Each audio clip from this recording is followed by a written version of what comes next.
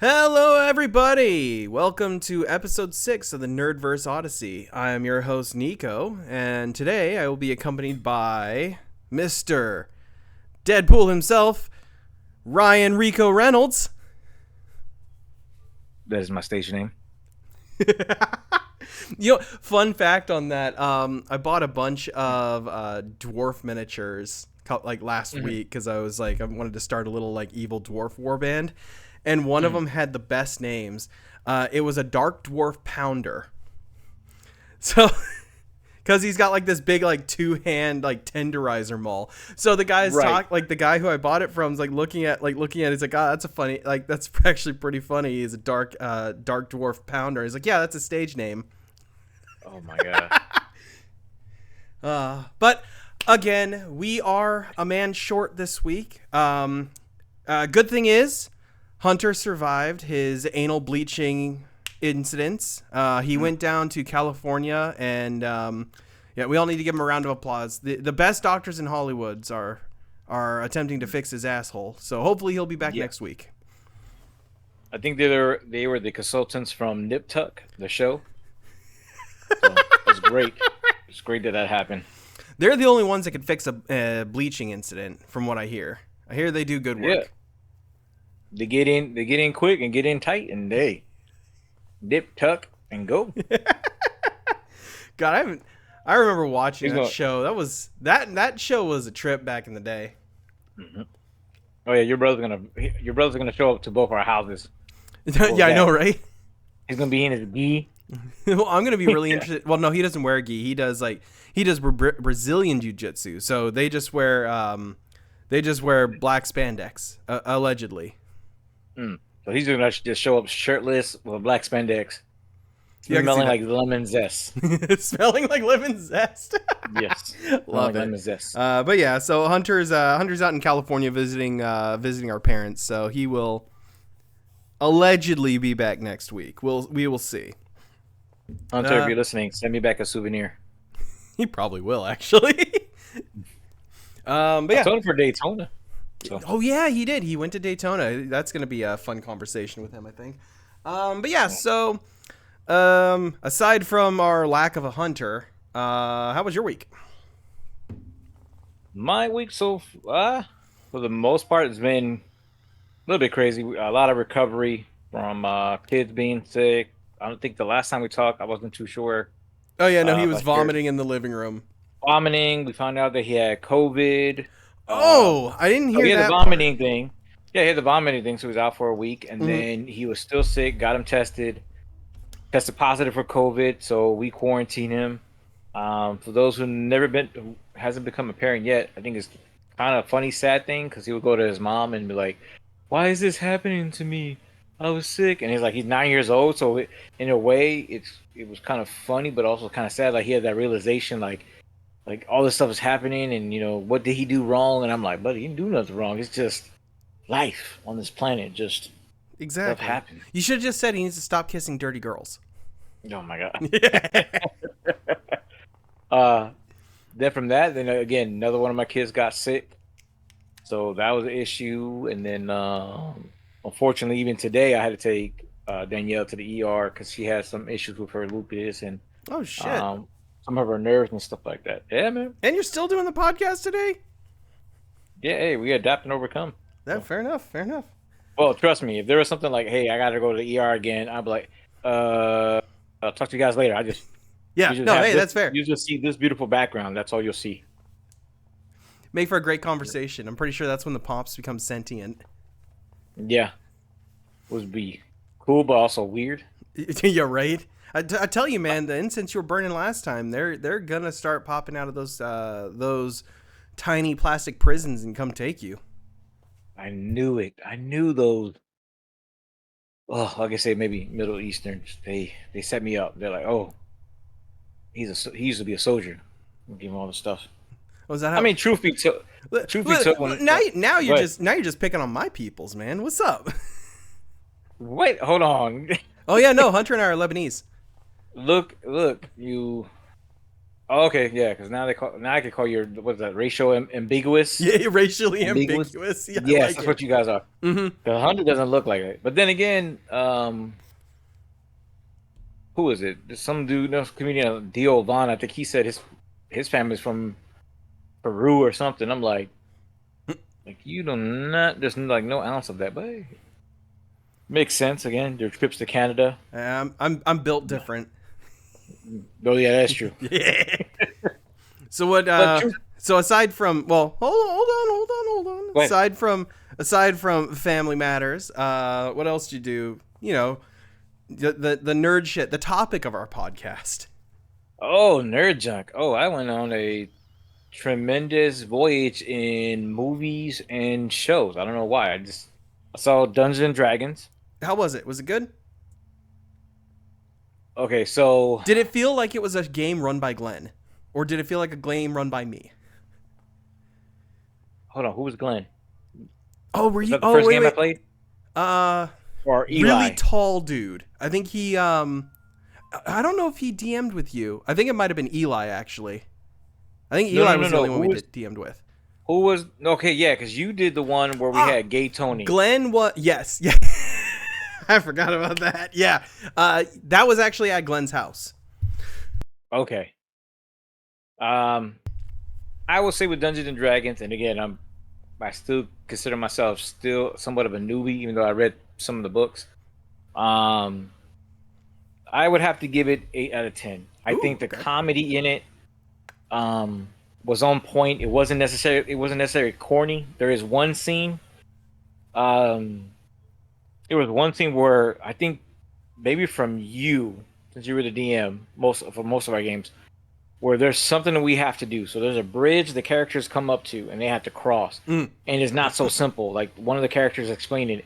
He's like, okay, so this first part you have to step only on the even amount of blocks, and then or even number amount of blocks, and then you go left, right, counterwise. Then you face the east of the sun. Then when we get to this part, then you step on the odd number of like he's going through this whole thing, and like the characters in the movie, I was like, I'm lost. I'm like, what do we do? And as soon as I thought about that, one of the characters steps on a stone, Mm-hmm. and the whole bridge just collapses and goes down. And then so you see the guy, to his credit, the guy who's playing he's a paladin in the game. I mean, the movie. Mm-hmm. He just looked at the sorcerer. The sorcerer's the one who done it. He's like a young kid, and he's just looking at him like with those eyes of I don't know, maybe like if your dad told you something and you still did it and Mm-hmm. something happened, like, and the sorcerer is like explaining it, like, oh, I didn't know that was part of the bridge, blah blah, and he's just looking at him like, I, I silly want to beat your ass, like you, like what? And I just laughed at that part. I was like, oh my god, that would have been something in the game Mm-hmm. we would have did where somebody would either not paying attention or said screw this and have a Leroy Jenkins moment and just go ahead and go and then be like, my bad, I didn't know, if so. Um, but yeah, I think it was really I gave it about 8 out of 10 Okay. Okay. on that one. I know it's on my list of movies to watch. I ended up going a different route with movies this week. Oh, But okay. So what TV shows? so TV shows, well, I guess you can kind of TV show for as far as anime or cartoon. I saw Kevin Smith's not the newest one, but the He-Man Revelation Oh, okay. two-part series that he has. Yep. I see. Again, I enjoyed it. I wouldn't say I was. The only complaint I can agree upon with folks is that if you're gonna watch it, yes, you're gonna be disappointed because He-Man is not the focus of the story. I'm not gonna say what happens in it, Mm-hmm. but he's not the focus of it. So I can understand that. Yeah, if I sit down and watch He-Man, I expect to watch He-Man, He-Man. the story of He-Man. Yep. And you find out that the story is not about He-Man, but it's about the supporting characters. Um, Kevin Smith or even the series is not the only ones who've done it. Star Wars, if you read the book, any of the books, they do have side characters or even main characters, but they have their own little side story they Mm-hmm. have. They haven't on that one, but you know from the start that hey, this is the This story is of not going to be. Han This is Solo. not about. Yeah, exactly. This isn't about Han Solo. This is about, you know, Yeah, Chewie's dad back in like the early days. You know, I know what you mean. like again, it's almost like I guess the comparison would be is it's not a book about Han Solo, or the book is called Han Solo, Hmm. and you come to find out okay, all these events happen when he's frozen in carbonite, and he there's nothing else about Han Solo. It's like he gets frozen, and then everything else is focused on Yep. everybody else. Yeah, that's And accurate. That's accurate. and so the I later on in saw the it when it series, first came out. I was disappointed. I thought the animation though was brilliant. Like the animation yeah, was amazing. I yeah. just I just wish it was a better show. I did Mhm. see there's a new one that came out, and it looks like it's more He-Man and Skeletor focused. So I am curious. I just haven't pulled the trigger yet. Yeah. So that one, I mean, as far as the storyline, I did like the Tila storyline of it. They had a connection of the sorcerer. Again, I can't remember how it was in the original He-Man on that one.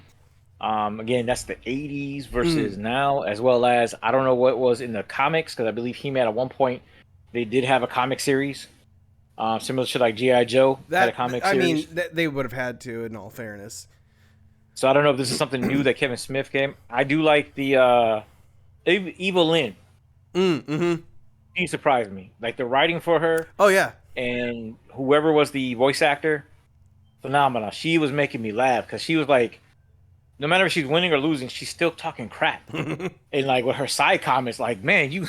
At one point, I was like, yo, ain't nobody gonna like smack her or whatever. She don't care. Like smack her. She'll still talk crap or whatever. But I got her point, in that mess. But yeah, with Revolution, it does look like it's gonna be more He-Man focused. Hopefully, well, in a way, I'm not gonna say hopefully because that can be taken kind of out of character.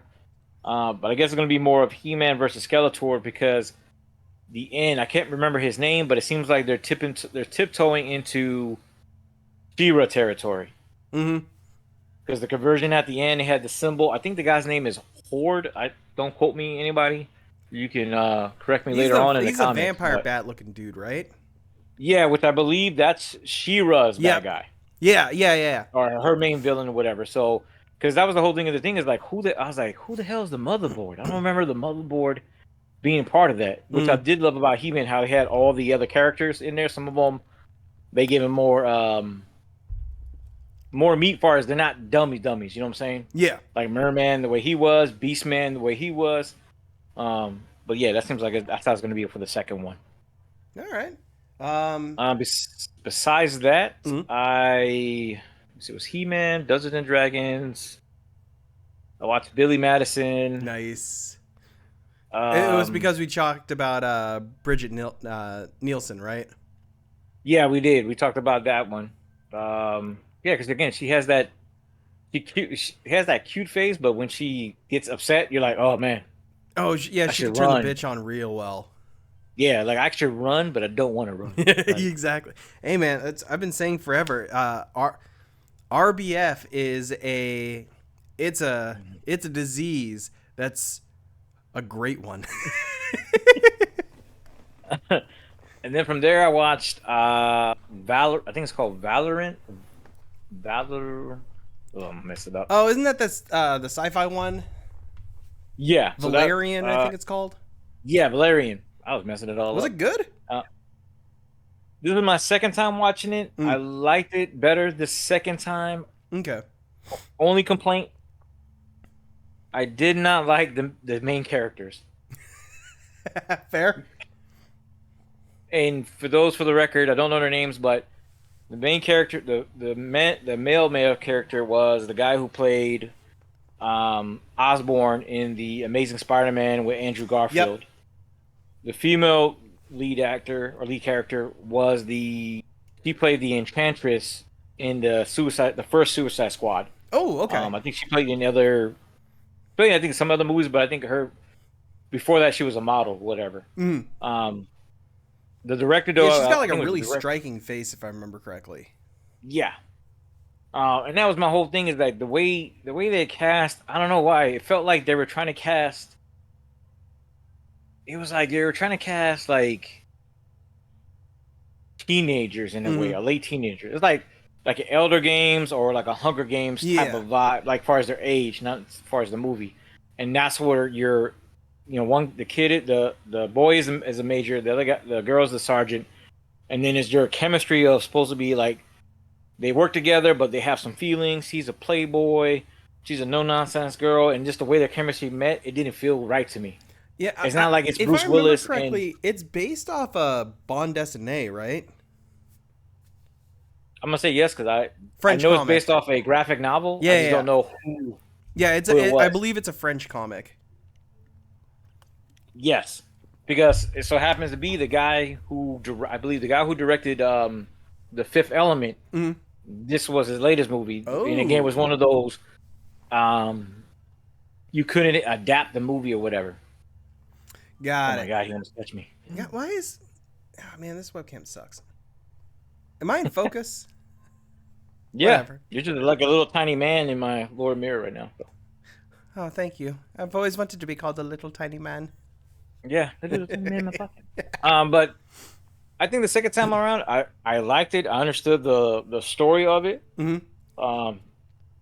It had a good, like I said, it had a good story about um, the effects of war, and if you're at war, if you're not careful, how it affects other people, and then the whole cover up of it from a military standpoint. Mm-hmm.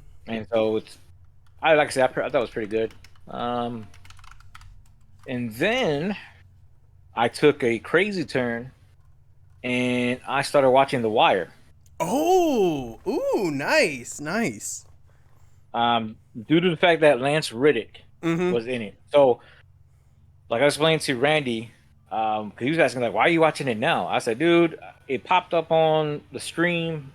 I remember Lance Riddick played in it. I love Lance Riddick in the Fringe series. I loved him in his Toys R Us parody. Wait. I don't think it's not Lance Reddick, is it? Because I thought Lance Reddick was the the guy, dude was Bishop from Aliens.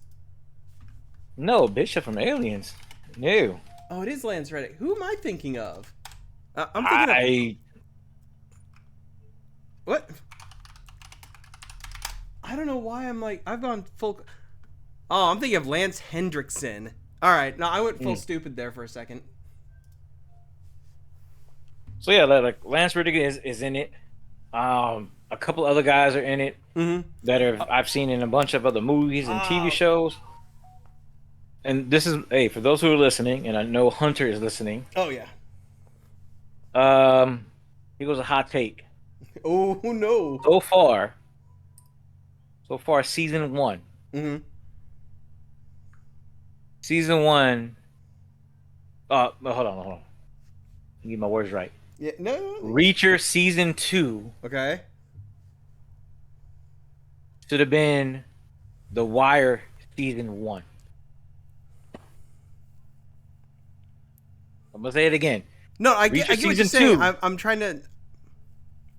I know you may not have watched it. I haven't. I think I caught it like years ago, back when TVs were still in 4x3. Oh wow! Talking about the big boys. Yeah, you gotta right. get somebody to help you move it. Oh, you mean like that heavy fucker right there that I had to drag all the way to the 3rd floor and then bring back down by myself? No wonder your hip went out. I thought you were tough. Your hips are like, no. Dude, I'm not gonna lie. Your hips don't lie. That big bastard is like 120 pounds. It is a big boy. Yeah. Best TV I've ever owned. Still kicking around. They don't make them like they used to, man. No. The last one I had was the last time I had a TV like that was it PS4? When I found out, again, thinking like it was like PS3, when I found out you had to have an HDMI cord. Mm-hmm. And I'm looking at Radio Shack, man. Before we had one before they closed down. Yeah. I'm looking at Radio Shack like, man, there has to be some type of adapter that I can go, HDMI to this adapter to audio and video. Mm-hmm. And then Randy and Dexter telling me like, stop being so cheap. Go get yourself a TV. And I was like, man, I want to get a TV, man. No, but I feel like honestly, like I've swapped over to at least a flat panel TVs probably 2005, maybe 2006. I think when we really swapped over. At least for like the main one. I think I still had like a little like 11-inch CRT TV that used to be like the kitchen TV. I had that in my room for the longest time. But yeah, no, we swapped over fairly early, I think, if I remember correctly. But no, there's something about a CRT TV though, the ability to play light gun games and have retro games actually look how they're supposed to over RCA. Right. But yeah, no, I love me some CRT. But anyway, Yeah. that was a tangent. Continue. Yeah. That's all this is. It's just tangents. We go into Exactly. tangents. We're just having our We'll go normal into side conversations. quests. We just happen to be recording them. Yeah. It's like these guys drop in, like they're eavesdropping, like they just came out of nowhere. It's like that scene in like Pulp that episode Fiction. in Breaking Bad, just a fly on a wall. Yeah, that's pretty much it. So Maybe not a controversial hot take, but that is the best episode of Breaking Bad. I'll put that on my list. I haven't saw Breaking Bad. Oh, we haven't watched it yet. No. It's not. How do I say this? It's a little overrated. What? Only because it got folks. it's been not overrated, overinflated. Is it good TV? Yes. Is it the best TV? Arguable, but it's a very good TV show. But yeah, just if you go into it think with the mindset of you already know the ending from episode 1. You're just on the ride to that ending. And that's what makes the show, in my opinion, the best. Like, really, really good. But yeah, there's an episode in there. I think it's in season 4 called "Fly on the Wall." It is hands down my favorite episode of the series. Okay. I'll put that on the burner after The Wire, because The Wire only has 5 seasons. Yeah, and I think Breaking Bad's kind of the same way. I think it was only like 5-6 seasons tops. Yeah. Well, so let me explain. I want to explain before Hunter rips you a new one. He shows up to my house in black spandex, smelling like lemon wedges. But what I felt about so far with season 1 with The Wire, and how I kind of wish Reacher season 2 was, is that essentially things go down, somebody gets murdered, whatever, and basically one of the main characters goes to a judge and basically like shooting the breeze, not thinking the judge is going to open his mouth and start asking questions about how cases are not being done, how this is, it seems like there's a slow process. A little bit of politics. Well, I ain't gonna say a little bit. There's some episodes that have politics, so it's kind of relatable on how you see certain things are run, especially when it comes to budget. But essentially, with him talking to a judge, it opens up a can of worms, and within those can of worms, a unit is created, and then a bunch of people are just thrown in there. So you got folks from narcotics, homicide. One guy comes from the pawn shop unit. One guy comes that he's just like not a dingleberry. What do you call those guys? A dingleberry. I'm trying not to curse whatever, but it's like he's a because it's totally a family friendly show. Yeah, he's a fuck up if I want to be precise. Yeah, he fires his weapon within the office. Oh, because they told him, hey, he did a desk pop. This he used to pop off, yeah. And all that was that these two other guys that so far I don't hate them, but I just think like, yeah, you're gonna get somebody killed because they're more of the heroic, like, oh, this is messed up, I'm gonna do this, and they go into a situation that's dumb. But with the other guy, it's like they ask him about his weapon. He says, oh yeah, I got a light trigger squeeze. Takes out the magazines, but doesn't check if the chamber is cleared, and that's how he does it. Rookie mistake. He's like, oh yeah, and then you find out why he's there, and it's one of those situations where, essentially, Lance Riddick's character, he's thrown into the situation, and while he has people, he wants on the team. It's not like they gave him a choice. Like you could pick your own team. It's just essentially like people go, hey, I'm gonna give you my fuck ups, and that's who you're gonna get. Yeah. And so you got two old cops that don't want to do nothing, but stay in the office and get overtime. Okay. So that's how I felt like with Reacher, and I don't know. Again, since Reacher's based on a book, The Wire, I believe, is the writings of I think a Baltimore reporter that did ride-alongs with police. Mm-hmm. I don't think he was a cop. If he is, then that adds more credibility to the story. But it just shows that with the season 1 of The Wire, it just shows that you have all these people, different walks of life, different cultures or whatever, and they're trying to figure each other out as well as figure the situation out because the higher ups don't want you. Some of the higher ups don't want you to do anything. They just want to do buys and busts. That's it. Mm. Don't solve murders. Don't do this. It's all about stats. While you got other folks saying, no, we want you to do this. So it's almost like a divorce between these two entities, like the judge and his people, and then the certain deputy ops, the majors, and other lieutenants that don't want you to do certain things, like don't make waves and stuff like that. So with Reacher, I felt like with them having one person, I mean, in a way, when season 2 kicks off, you're introduced to more of his team. Mm-hmm. All you know is that, hey, throughout the episodes, he picks his team and they come together. So in a way, it's just like similar to The Wire, where Lance Reddick didn't pick his team, but he got people from all different walks of life. So again, on Reacher's team, you had somebody that was I think a fueler, admin. Yeah, one guy, the old guy that was a marksman. Yep. But you're not really introduced to them only in flashbacks when they're in the office, either drinking, talking, or fighting. They had that one fight in the bar, but there's nothing else behind it. Even with the guy who plays the ladies' man, like we thought you'd never get married. You have a little flashback on how his philosophy was, but you don't see them in action. So you don't see them change. And again, with Reacher's only 8 episodes, so that's another reason I don't necessarily fault them. But if you had more, possibly you have more episodes, then you could flesh it out. Because like I said, I'm in episode 11 of season 1, and I already know who I like, who I don't like in a way, or I can tell like, okay, this person is gonna cause a trouble, whatever, like this. Yeah. And like I said, it's with it again. You're gonna. It's not just a show of, like I was telling Randy. When it comes to cop shows, there are certain ones that I'm not going to be interested in, like Law and Order. Fair. It's just so happened to watch it. Then, wife started watching SVU. Started watching that one. NCIS was something that, I mean, it may sound crazy. The only reason why I started watching NCIS was I was up late when I had cable. It was TNT, and it was the episode where Kate, the agent, she gets shot in the head, and I'm like, they showed her, the bullet. Yeah. And the bullet coming out. And I'm like, what the heck?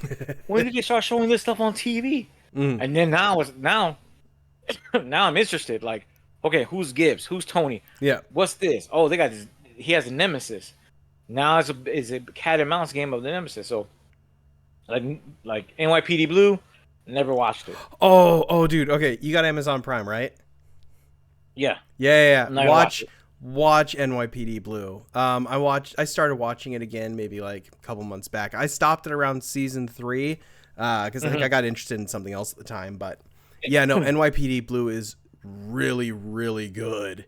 I'll see. It's a product of its time, but it's really good. But again, with The Wire, again, it's not just I feel like it's not just a dumb cop show. You have the characters, you have flaws. Some characters have flaws for alcohol. One has a thing for womanizing and his troubles he's going with his ex-wife. To even include the criminals, where you don't have, it's not written to where it's like these are dumb criminals. I don't know if we talked about it in the last episode, but I saw a movie called New Jack City. Yeah, I think we talked about it a little bit. Oh yeah. So the whole problem I had at that time with the somewhat of the premise was like, you're telling me these guys go into a huge project that's shaped like a square, has an inside quad or whatever, and they just kill a bunch of people, at least 10 that you see on screen roughly. Yeah. They break into people's homes, they start doing labs and everything, and you're telling me no cops, no FBI, nobody comes in and starts trying to dismantle this stuff. Now, mind you, this is supposed to be... It's a cyberpunk movie around the 80s, whatever, because the whole crack epidemic. Yeah, but it was like it had a cyberpunk theme, didn't it? No, well, no. This was New Jack City was more or less of a. It was a tale of how the crack really focusing on a drug dealing Nino Brown, Wesley Snipes, Yeah, and how I think his I'm crew thinking of a came. different movie then with a similar Yeah, name. there was There's one. nothing. Oh, They had maybe computers, Jumping but that's Jack it. Flash. Was Yeah, that that's the another movie called. crime one that was that was like a it was like a crime sci-fi like cyberpunk movie? No, because jumping Jack Flash. When I think of that one, I think that's the one with Whoopi Goldberg, Oh shit, where yeah, it she's a is. thief and she finds something Yeah, and they're oh, that's a after good her. movie though. No, Um, what? I think but yeah, I might be having like the Mandela effect on this one because I swear New Jack City New was Jack City with Ice cyberpunk T, movie. Mario Van Peebles, Judd Nelson, Wesley Snipes. Crap. The dude that's in Do the Right Thing. Can't believe I forgot his name. A bunch of the people that, again, if you watch some of the old 80s and 90s movies and shows, you've seen them in those shows. Yeah. But yeah, it was the whole concept of how did this one person or this organization took over projects and the police weren't doing nothing other than the fact that later on they said, hey, we know, the crack epidemic, caught us off guard and we didn't have enough funds to help. I think it was like the chief or somebody talking to Mario Van Peebles' character, who's the, in a way, like Lance Riddick. He's just given a team and told, hey, pick your team and get this done. Mm. That's it. With The Wire, it goes into more details on how that could be, where you have at least right now, you have two smart individuals. One guy's unknown, no Mm. pictures, no nothing is in his name. He has LLCs. They have a couple of fronts of what they do. Nothing to they don't flash nothing. So he has like a copy a copy store, like in a way, like since you mentioned Breaking Bad, it's like the chicken spot they have. Mm-hmm. So it's like fronts they had. I'm like, okay, well that's okay. That makes it a little bit more intriguing. You see the faults of the cops. They don't have a lot of money. I mean, they're literally typing on typewriters. Yep. And I'm like, why do you even got computers? You should at Oh, least have. one thing I will say, if you haven't watched The Wire before, there is some of the actors who play like the informants and like the criminals. Those are Yeah. legit like informants and criminals. Like some of them are not alive anymore due to like What? gangbanging shit and stuff. Yeah, no, look into the making of The Wire, dude. It's fucking nutty. But Oh, yeah, my I God. can't remember his name. One of them just died not too long ago. He's one of the informants, I think, in like one of the later seasons. But yeah, no, he was Right. actually like straight up gang member, criminal, drug dealer, the whole 9 yards. Wow. Yeah, no, they went for authenticity. I don't believe. Hey, I believe it. I mean, and again, that was like the one episode they had where there was a shooting with one of the cops that was undercover. Like I never thought about it. Like when she brought it up, she's like, I know we're in this area, but I just saw the street sign, and the guy goes, "Oh yeah, they changed the street signs to confuse you guys." And so the one guy that's the big a hole in the thing that goes against the main character, like Mhm. I seen him, he's looking, he looks at the sign. I mean, he got 1,001 people. Nobody's like, some are panicking, some are doing stuff, and he just looks, and then he just walks up to it, puts it like a box or whatever. He gets up there, and all of a sudden he just goes like this, and them just showing that shows these are different criminals. Mhm. These you're gonna have your dummies in there. Trust me, the show shows some dummies. Oh yeah. They don't know any better. They're the cannon fodder. They're the ones that are gonna get arrested. They're not gonna flip. If they flip, we're gonna take them out. But that's it. But it shows how much details they did in the game in the show. But again, I'm going off in a tangent. I just unfortunately with Reacher, and I know I hurt Hunter's feelings. With season 2, I You just didn't wish have that. yeah, you just don't. No, You I could get take, you. It almost needed like 2 extra episodes just to flesh out the group. yes. Like that was, I think, the biggest problem. And funny that we talk about too short of a series. Mhm. That's gonna be part of my week with Loki. Uh, But carry on. yeah, I mean it's. I guess okay. So I guess with that, well, I guess with Reacher, and again, this is not me complaining about Reacher. I just think some of the shortfalls of it is, I guess with me, there's a little bit of bias Mhm. because Reacher is his character is part military, Yeah. at least that aspect, his background. So when you start seeing him pick from other people, I feel it's one of those. Yeah, they may. again, it wasn't fully explained if they had a high intelligence or whatever, or they had the spirit, or they had like Kind of NCIS. what they alluded to the reasons why he picked them, like with the kid who dies in the first episode. Like Yeah. he got him because he picked him because of his his heart and his ability to talk down the situation. So I think that might be kind of like what he goes for, but it was definitely not. See, told. and to your point, that's a great point, because in The Wire, you have the dude that's the F up, right? They take him off the street. They're like, he's too much of a liability because again, he does some stupid crap on the show, in one of the episodes, and so they pull him off the thing. So the cops are like, man, we got these, we copy these pagers like a wiretap, but for they clone a pager, but we can't decipher this because this is not a phone number. And so he goes, looks at it, and he's like, next you see another, I think later down the road in that episode, or maybe the next episode, you see him he takes his phone and puts it on a Xerox copy. He makes a copy of the phone. Next he's doing this stuff. And then within 2 episodes, if not within that same episode, you find out that this guy has I want to say this is a gift, but it was one of the things where he explains it like, I love doing word searches and puzzles. And so when I looked at this, I was like, well, let me go ahead and call the pager with my number. His number didn't show up. And so based upon that little key, he was able to decipher that, hey, well, these numbers represent basically, he said something like, I don't think he said chess or checkers, but it reminded me of that. So if it says a 7, it really means a 3. If it's a 4, it really means a 6. So you have to jump that stuff. So again, within the episode or 2, you see this guy like, yeah, That's the reason why he's on the team. yeah, like he's like, well, he's on the team because unlike but that's his that's his now new point. Like that's his new. Yeah, you give him extra meat on why they should keep him on the team, because again, Lance Riddick, like, take him off the team. Can you take him back? And the guy's like, no, I can't do that. Like, we're boys, but I can't do that. And then finally he was able to get another guy. So it was like, even with that, let's not take him. Let's take I think it was Officer Freeman, pawn shop guy. So in a comparison, he's an older black cop. You have an older black soldier. I think it was a sergeant. I forgot what his name was, but they're making fun of him, but he's a good sharpshooter. I think I can't. He was the one who died in a car accident or something. Yeah. And so you have these 2 characters. So with Freeman, nothing's really said about him. He keeps to himself. He whittles. Well, not whittle. He makes tiny furniture. And I'm like, why is he making tiny furniture at a desk? Within a couple of episodes, you find out that he was just like McNulty's the main character. I was just like you. Caught a case, followed the money. Coming to find out, it was somebody's son or somebody relatable. They told me look the other way. They owe me a favor. What I do? I did my damn job, charging them whatever.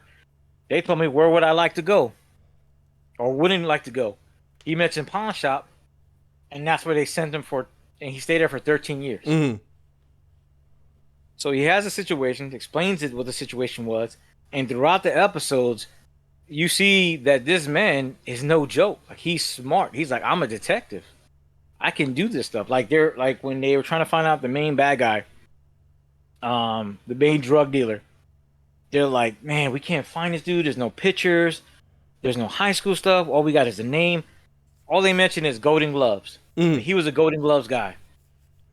Dude didn't even say anything. He just got you saw his head perk up. He's like, grabbed his coat and left. They all look at each other like, what the heck going on?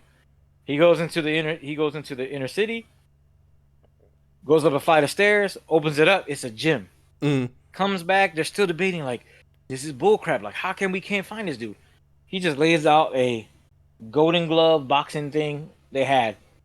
Said, Avon Barksdale? Yep. Avon Barksdale. Walks back to his desk, picks up the little furniture, and just starts working on it again. To the point McNulty's like, who the hell is this guy?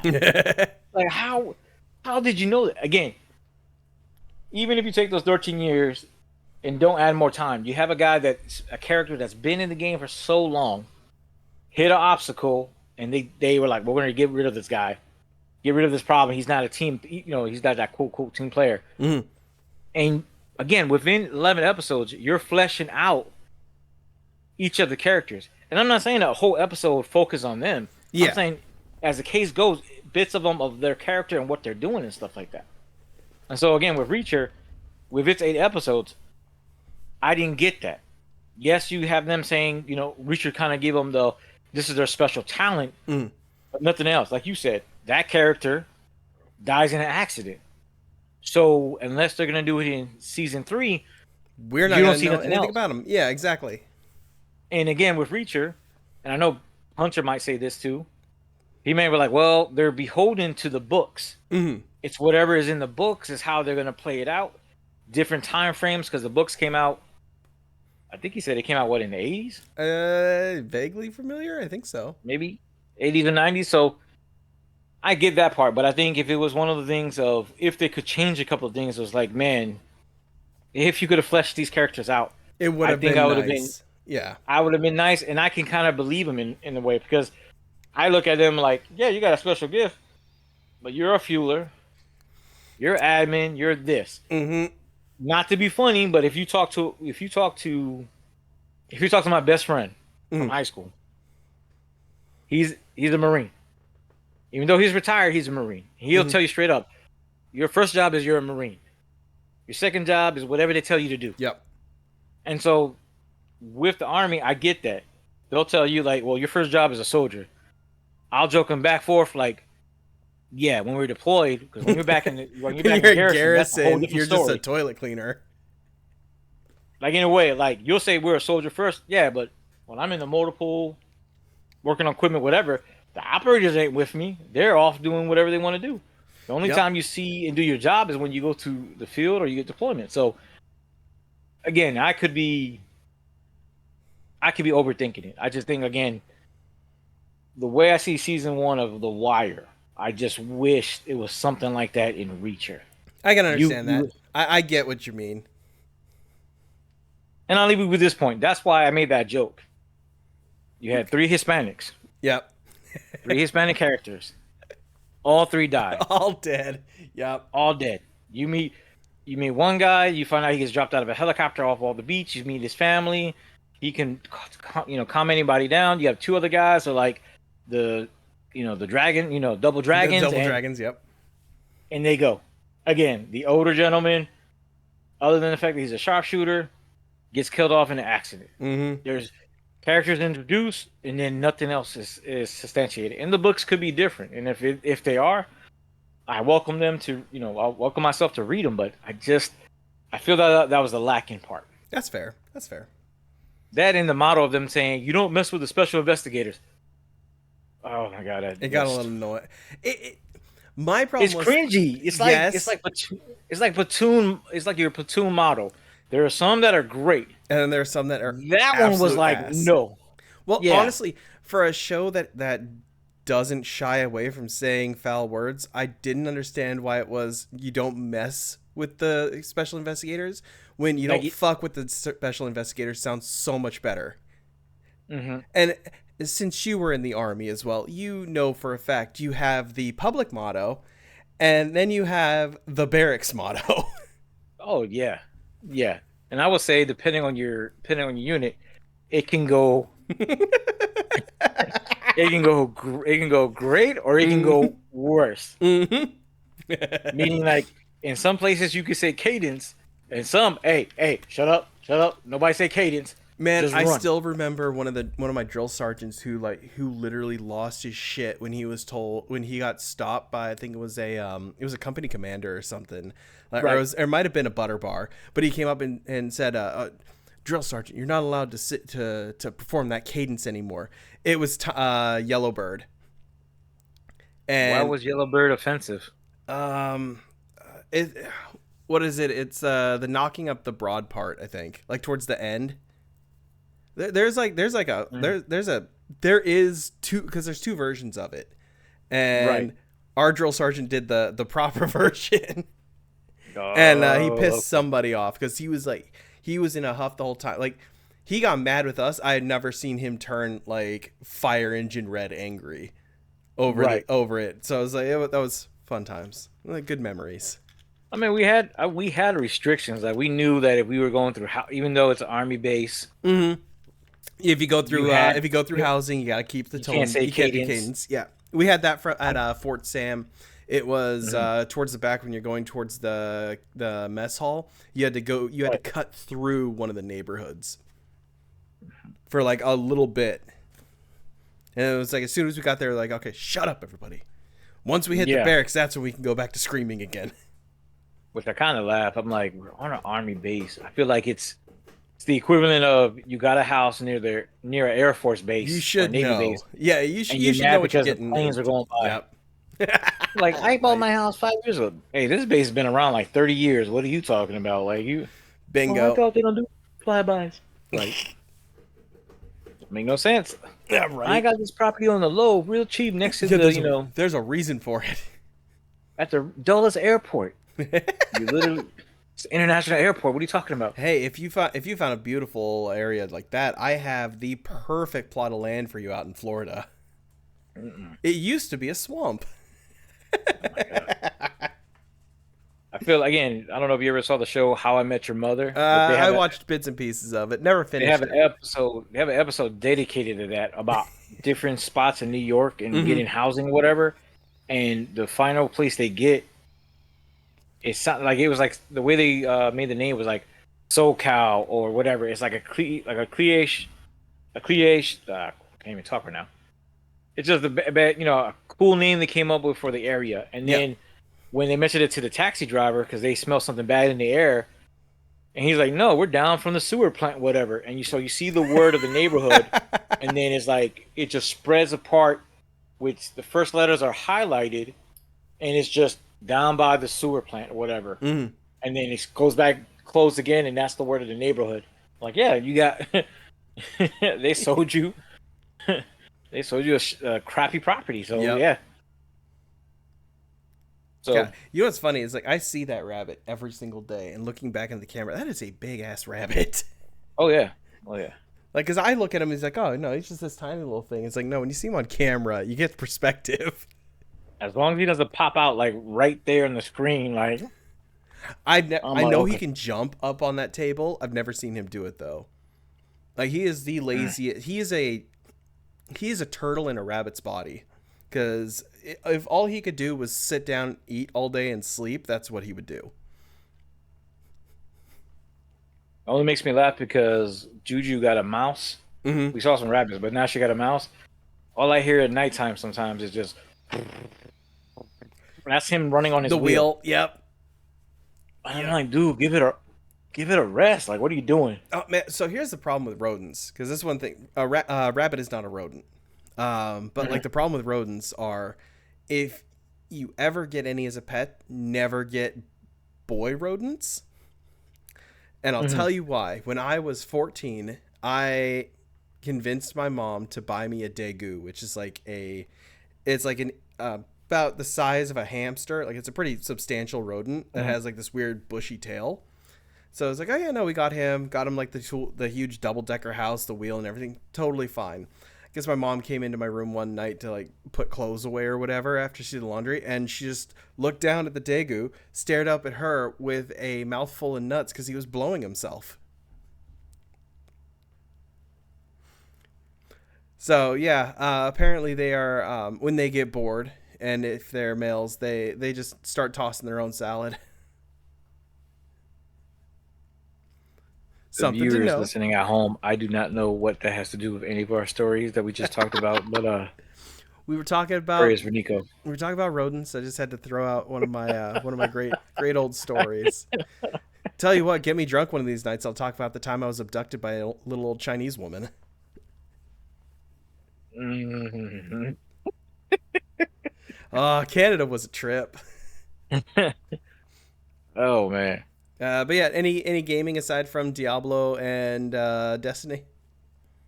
No, right now, no gaming. I mean, honestly, I just been between family and then just watching shows and movies. Um, haven't touched no games. I've seen some topics. Ooh, I don't know if you want to good, jump because into I do that. too. Yeah, let me bust through my week because mine's gonna be really really brief. Um, Everybody be quiet. Everybody be quiet. yeah, yeah. Shut the fuck Nico, up. you have the floor. Thank You you, have the floor. thank you. There you go. Uh, no, so I watched two movies. I watched A Bronx Tale. Oh wow. Yeah, I didn't watch that in years. So I watched A Bronx Tale. That Hmm. is, well, Chef's Kiss. That is a fantastic gangster movie.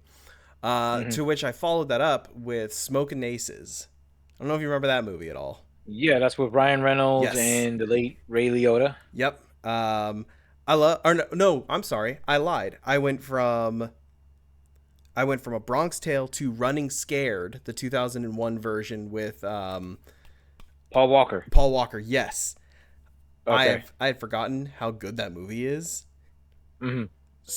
Aside from the cinematography being shot as if someone was on PCP, Hmm. it is a good, really good movie. And that I followed up with Smokin' Aces, and unfortunately, Smokin' Aces did not hold up as well as I thought.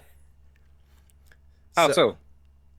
it's a really good movie. Like, it's really really good. Hmm. The problem is it's about 20 minutes of world building, and then the rest of the movie is all chaos. Mm. And like going back, it is like, man, I kind of wanted more character building. Like, I wanted to know a little more about the characters. Got you.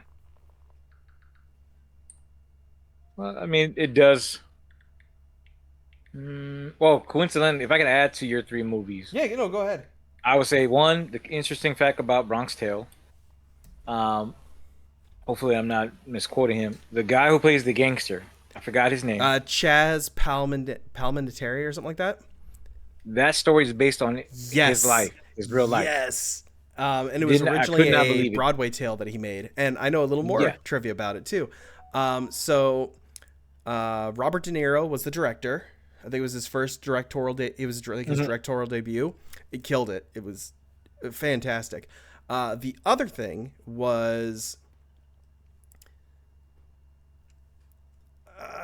it's right Wait, there. I just wait for it. oh, so Wait for Robert De Niro it. was originally asked to play Sonny, and De Niro was Yeah. like, "No, I don't want to be Sonny." And so, like, Mhm. him and Chaz, I guess, had a bit of an argument over it. And he goes, "Well, look, this is based on your story. You knew Sonny better than any. Like, I don't think that was the guy's actual name. But we'll just use that for context." He's like, Mhm. "You knew Sonny better than anybody else could. Why don't you play him?" And he's like, "Oh, you know what? That makes sense." And then that's why he played Sonny. And his portrayal of Sonny was so good. Like, Mhm. he was it made me want to look out and go find more movies where he played a mobster, which is why I watched Running Scared again, because he was the corrupt.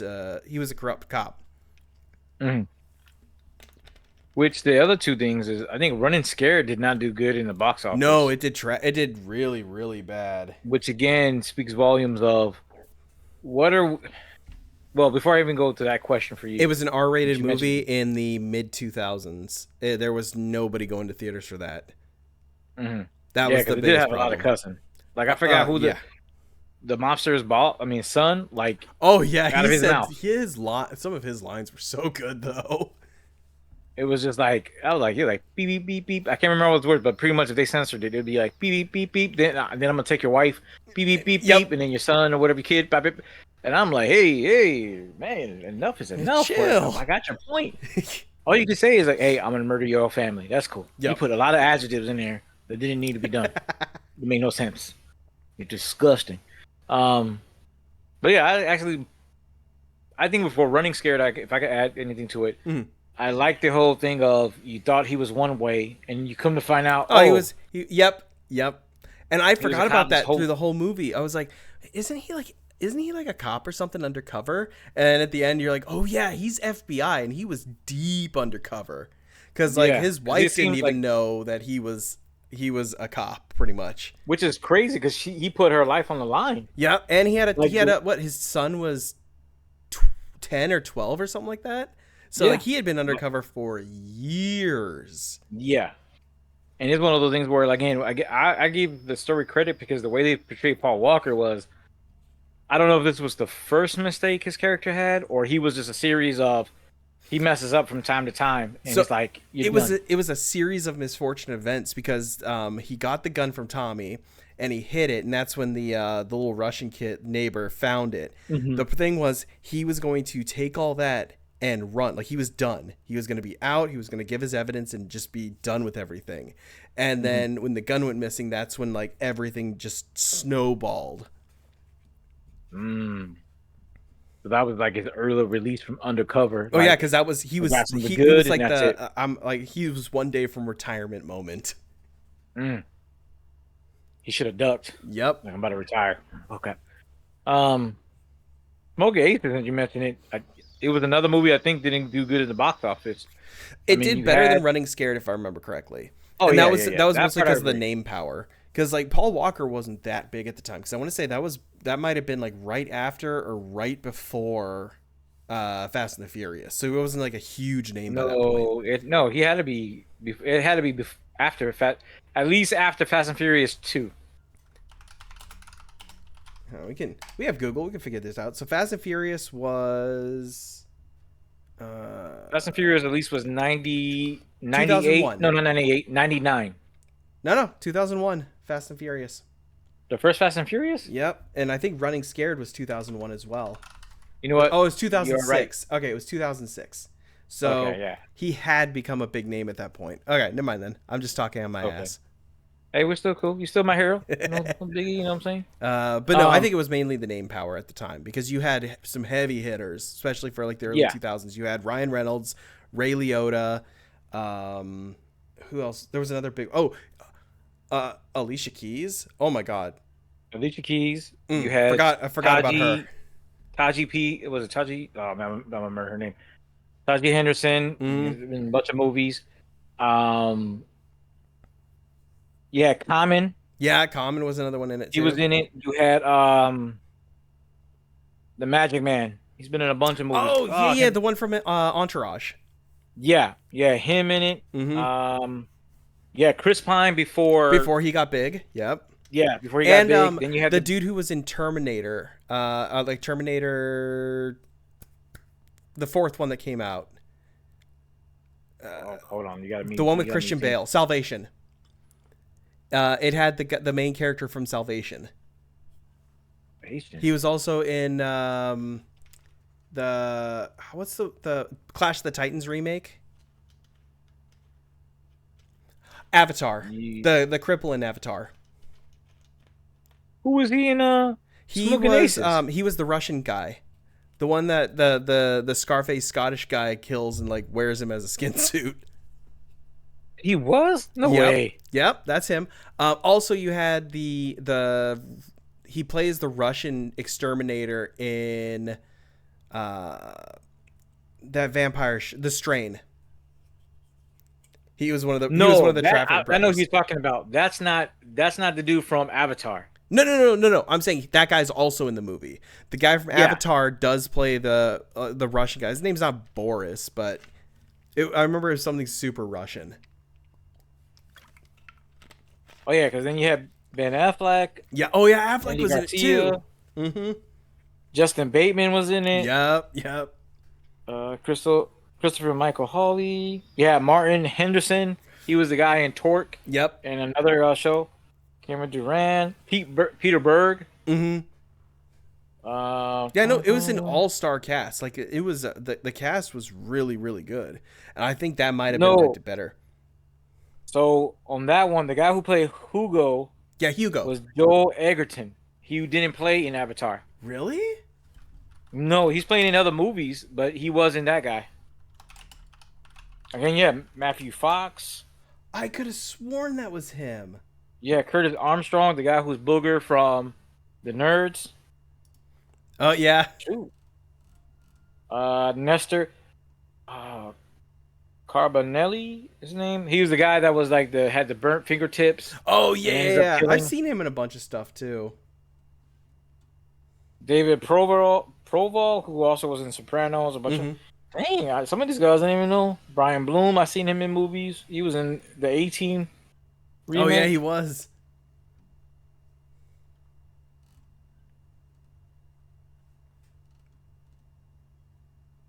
Like the late Jeanette Edwards. I think I thought I started some other stuff. Oh god, it's another. I just had. It's another Mandela effect. Oh, he was in Bright. I remember that one. That one was actually pretty good. Okay.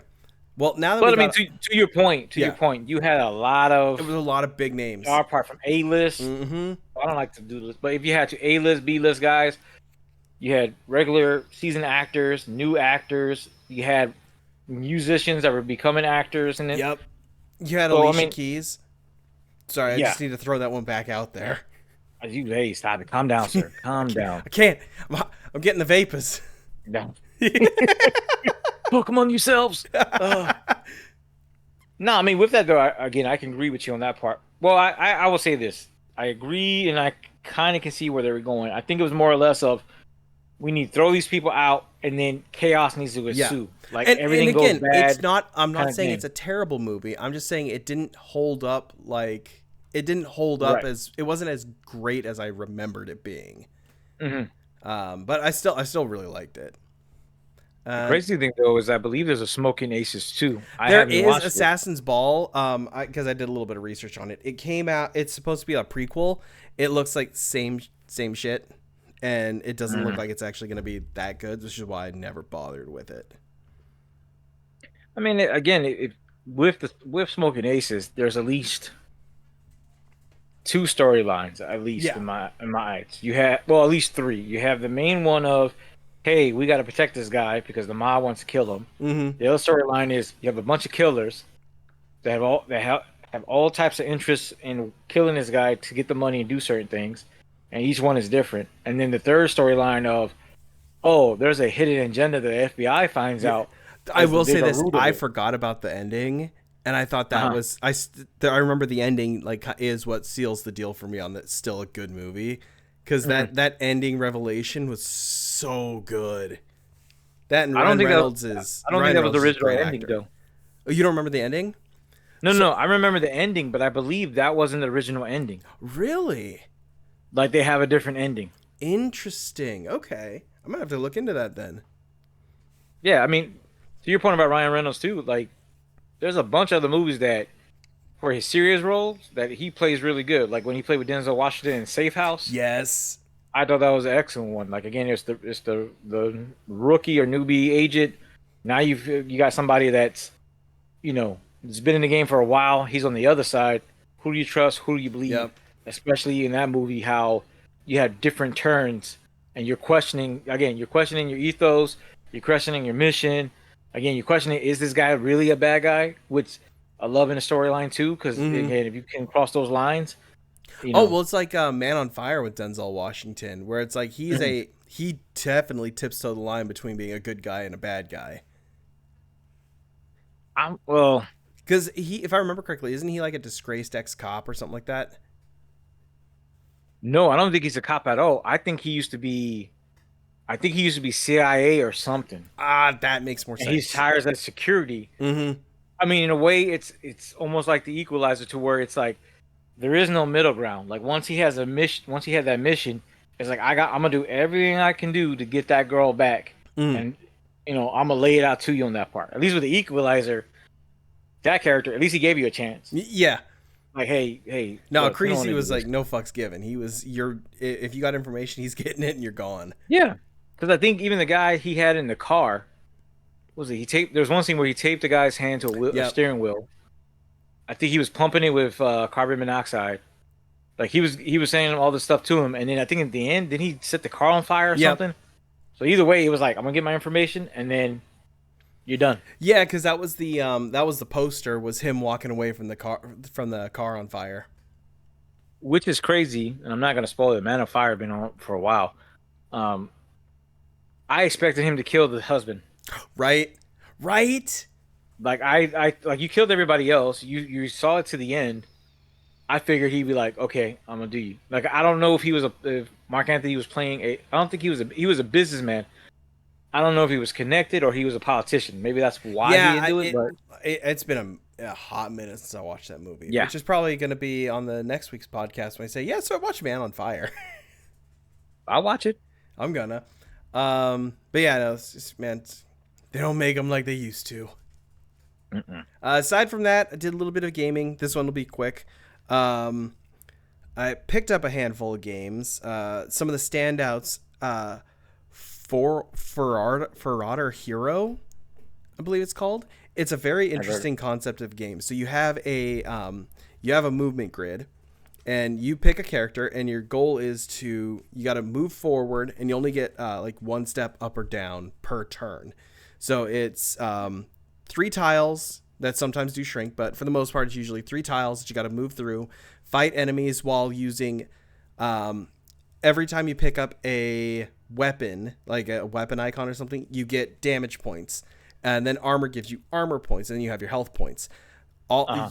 You go through armor and weapon first, and then it goes through your health. So no matter what, as long as you have the higher number, you'll always kill what's in front of you. It's just you're losing those resources. So it's a resource management game in a sense.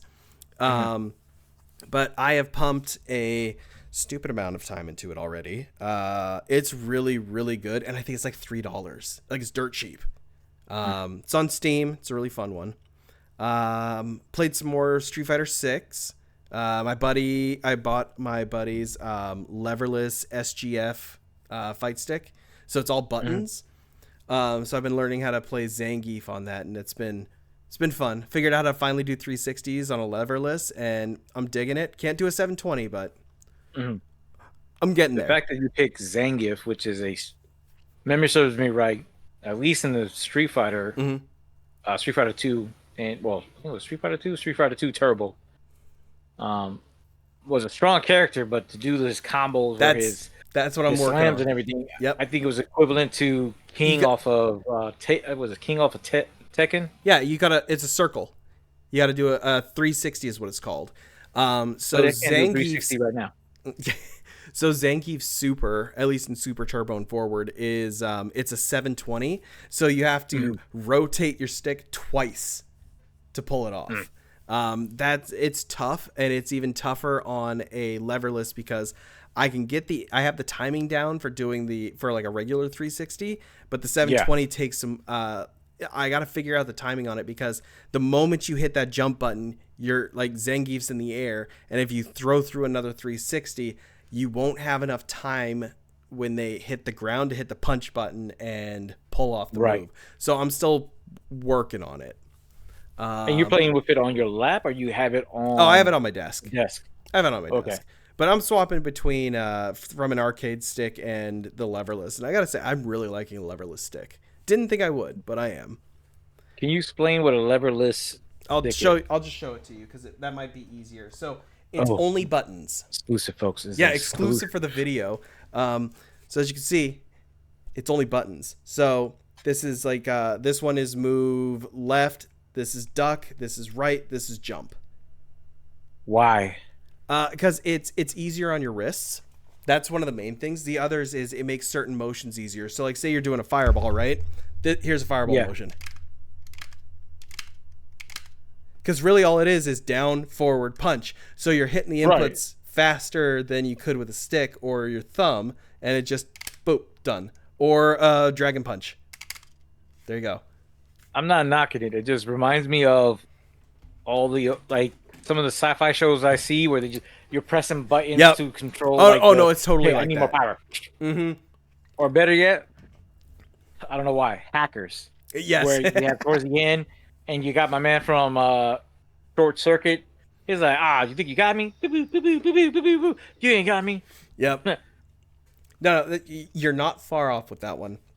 But yeah, so I've been playing that in anticipation of there's another character coming out in the next couple weeks. It's what's his name? I can't remember his name right now, but he's a boxer character because Balrog's not in the game. So this is kind of like the boxer they're throwing in, and Ed is his name. I'm really liking his moveset because it's like, what if you took Balrog and gave him Noob Saibot's powers? Because he has like maybe Noob Saibot's not a good one to use, but I had the perfect analogy for it at work, and I can't remember it anymore. But he Is has he the guy that he has looks like an psycho English? powers. Is he No, the one that's that looks like Dudley. a? That's Dudley. Oh, okay. But no, Ed he was in Street Fighter V as well. He's a clone of Bison. So he has psycho powers, but he was trained by Balrog, so he's a boxer. But he has like this one move where he like throws out these tendrils and like grabs the dude and brings him in for a punch. Like you should look at the trailer for the DLC trailer for him. It looks really good. I can't wait to try him out. I picked up Into the Necrovale, which is a isometric dungeon crawler roguelike. So you start out this little wizard dude, and you got to go through the dungeon, kill monsters, get points, build up your like hub world dungeon, and then go out into the what they call the Necrovale to take out some big monster. Really fun, really like it. Definitely worth the money if you have a computer. And it can play on a potato because it's a pixel game. And the other one, the last one I'm going to talk about is Island of the Caliph. It's a old school first person dungeon crawler, kind of like Ultima Underworld. It's turn based. It's based off Middle Eastern folklore, and the dude who programmed it straight up said, "Yeah, no, I programmed this for keyboard only. Like you're playing it in like back in the day. I've played it with keyboard only. I forgot how ass I am playing keyboard only dungeon crawlers. But he did say that he created a Steam controller mapping to use like an Xbox controller. So I'm playing it on controller, and it is absolutely fantastic. I'm about maybe 3 hours in, and I'm definitely digging it. I'm gonna be sinking some time into it.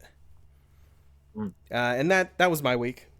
The only other thing is I bought more miniatures and paints, so the usual. Yeah, I mean, as you can see, I did lie. We talked about gaming earlier, so I'm going to circle back to that. Forced segue here. Did you catch the State of Play? State of Play, no. Okay. Didn't catch the State of Play because I'm not gonna lie, I forgot about it, but I did see the whole. What was it? The name with Kojima? So you saw the entire show then, because it was pretty much one big Kojima suck off. Okay, I just knew the only thing I saw was that they were doing Death Stranded 2. Yep, and it actually looks really interesting. And they were gonna do another game. Yeah, so he is going to be doing a stealth action espionage game for Sony. So he's going to be remaking. He's going to do a Metal Gear like, which I think would be really interesting. I'm surprised he went back to it, in all honesty. Well, I mean, if that's his, I mean, that's what made him made him a household name. Yeah, because he was able to. I mean, my take, and I'm not going to go into the weeds of it, mostly because I got to do more of my research in the backstory. But with Kojima, I mean, with him and Metal Gear Solid, it was his take on something that dealt with war, and then putting the intricacies of a human, the human backstory of it. Yep. Because the focus is always on the piece of equipment, this thing that can end the world or whatever. But you see, especially if you dive into it, you see how certain aspects between the soldier's life or the military life, on how it affects people, especially when you feel like you're abandoned, and somehow, and at the same time, how some people just don't care. How can you say it? No, I get what you're saying. The effects of it, and I guess more or less of sometimes it's not as black as white as like, okay, you have this guy, and all of a sudden he's a bad guy. You find out like, no, this guy started off like this. Stuff happens, and once they feel a certain way, it's like, okay, screw you guys, we're gonna do our own thing and stuff like that. Yeah. I really like the Metal Gear series. I think it should have ended at 3. I thought 4 was an okay game, but it was more of a movie than a game. And as much as I loved V, and I know I'm probably in the minority on this one, I thought Metal Gear Solid V was really, really good. And mainly for the ending turn. Like the ending's what sold me on it, because it pretty much like rewrote a lot of the original Metal Gear games, and I thought it did it in a really good way. Mainly because it never made sense for Big Boss to still be alive. And the way that they fixed that problem, I thought was really, really good. But aside from that, I mean, yeah, all his Metal Gear games are all about nuclear weapon bad. That's Right. the message. But they're written well if you are into Japanese writing style. Because it's much like Gantz. It's one of those, like, there's a style to its writing and pacing. Right. But yeah. But no, I caught the state of play. There was some really interesting stuff that came out of it. So which we can bust through really quickly. Dave the Diver, I don't know if you've heard of this. Go ahead. I've seen things on it. I just haven't touched it. Apparently they are doing a Godzilla DLC for it, which I think is really interesting. Dave the Diver, is that the one where you're a scuba diver? Yes. Yeah. The DLC that's coming out is Godzilla Godzilla. version. Yes. The Death Stranding 2 trailer came out. I thought it was really interesting. And it made me re-download Death Stranding to start playing it again. So I am very interested to see where that story goes, because I really liked the first one. It was the best trucking simulator I've ever played. Well, that's going to be funny because the first one I have, I got to the point where I walked down the hill and then I stopped playing it. And not because the game is bad, not because it's just you have a better multitask brain than mine. Mine's it's really hard to keep that backpack in line. Oh, mine more of like, hey, I got a new game. I'm gonna play it for a little bit. I'm gonna play Destiny. Yep. And stay on Destiny the whole time. Yeah. Oh, Destiny has a new DLC, whatever, or they have a new season. I'll go play that. But I mean, if I'll go back and see the trailer. But I mean, I can't say if you start playing it, the only thing I can say is I'm gonna probably start playing it. I'm going to start playing it again. I will say it's not for everybody. It is essentially a truck simulator, because you're just running across. You're doing deliveries. You are UPS in the wasteland, essentially. There's no action though. No. Oh, there is. There's action, but like the majority of the game is you're a wasteland pizza delivery boy. You laugh, but that's actually one of the missions. Is you got to deliver a pizza. Oh my god! Yeah, that's funny. Let's see what else. There was another trailer for Dragon's Dogma 2. March is going to rock. I cannot wait for Dragon's Dogma 2. Have you ever played the first one? No. Okay, so there's two things you're going to need to do. First thing is you're going to need to buy Dragon's Dogma on the PlayStation, because it's on there. It's chef's kiss. It's beautiful. It's a great game.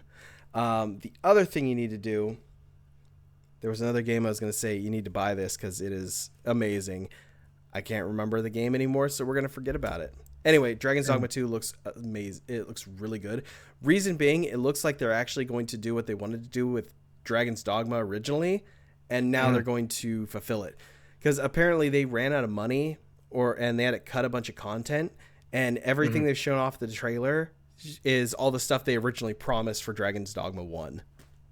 So I'm really, really excited for that. That's why you should definitely jump in and try the first one. It is really fun, especially because what type of game is it? It is a action RPG hack and slash with some resource gathering and monster hunting. Okay. One of the coolest things though is compare it to. Have you ever played Monster Hunter?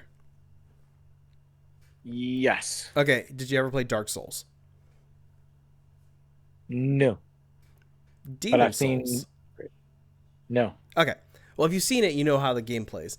Monster Hunter, Demon Souls. They kiss and make a baby.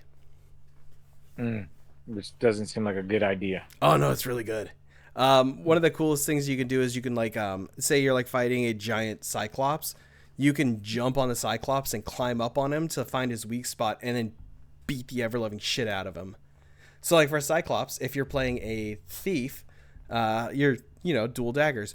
You jump on him, you climb up Uh-huh. to his eyes, and you just start shanking him in his eye because that's his weak spot. Mm. It's like every combat encounter has creative ways to complete it. It's not just go over and mash the button. There Right. are it's like an onion. There's layers. Got you. But no, I So really I like guess Dragon's Dogma. I won't say it almost sounds like Hitman in a way where you can lay out how you want to take out targets. Or Kind whatever. of. Actually, that's a good way to put it. And the Okay. best part is, it has a day and night cycle. So day cycle is your typical high fantasy Mhm. on a quest to go save the world. Then nighttime hits, and it's, hey, we just hit grimdark fantasy, and why are we in Resident Evil? Mm. So the nighttime experience in the game, everything gets really dark, so you have to carry torches around, and that doesn't illuminate enough. And that's when the undead start coming out, and they will tear you to shreds because they're 20 levels higher than you, and they're going to get you. See, when you said that, I think of Dying Light was like that, where Yes, like a it daytime got was harder at okay. nighttime. It's exactly. I'm pretty sure Dying Light kind of like saw that mechanics like, I like that. We should do something with that. Hmm. Okay, I'll put it on my wish list. We'll Yeah, see how I it think that goes. one's gonna be a banger. Foam Stars looks kind of. It looks like Splatoon for PlayStation. So pass. Mm. Helldivers 2. Now this game looks like absolute beauty. I want to go deliver democracy across the galaxy one bullet at a time. Or no, what is it? I want to go deliver managed democracy. Have you ever played Helldivers? No. Oh, you need to fix that. Go buy Helldivers. It's like $10 at GameStop used. It is $10 in this economy. in this economy. Yeah, that's like 25 cents back in like 1995. With you, I will go broke if you give me your whole list of, hey, I need you to buy this stuff. Like, oh man, I'm an adult. I got responsibilities. No, you Our don't. paychecks are not the same.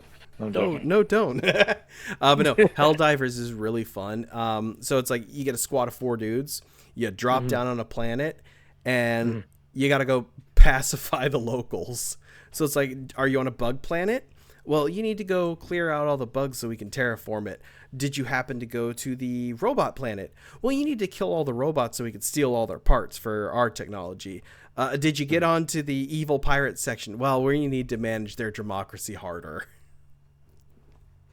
It's such a good game. But they showed the trailer for Helldivers 2, which is a third-person shooter now, and there's mech suits, and they had me at mech suits.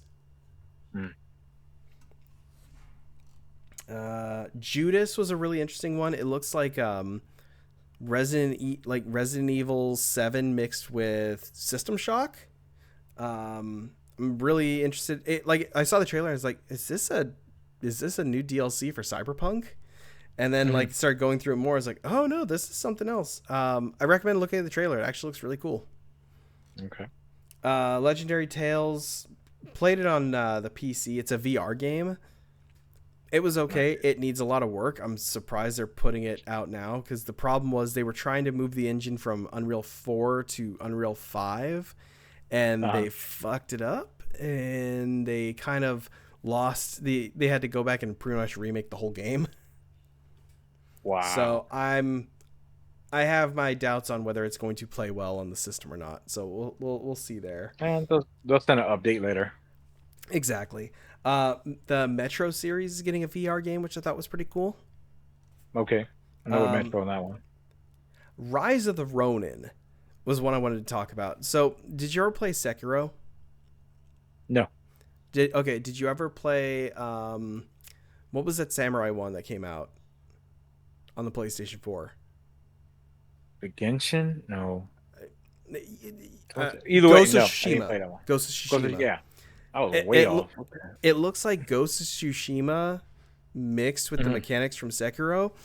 It looks interesting. I'm not 100% sure I want to play it though, because I was going through my backlog of games, like some of my retro stuff, and I noticed that I had the whole Way of the Samurai collection, Mhm. And I looked at that. I was like, oh, that'd be really fun if this is like the old way, like the way the samurai games, because they're like action RPGs where you play samurai and you like kind of you Yeah. go through your like the average life in that town, and there's like multiple, and each game has like tons of endings, and like it's a really sweet series. Like I really like it.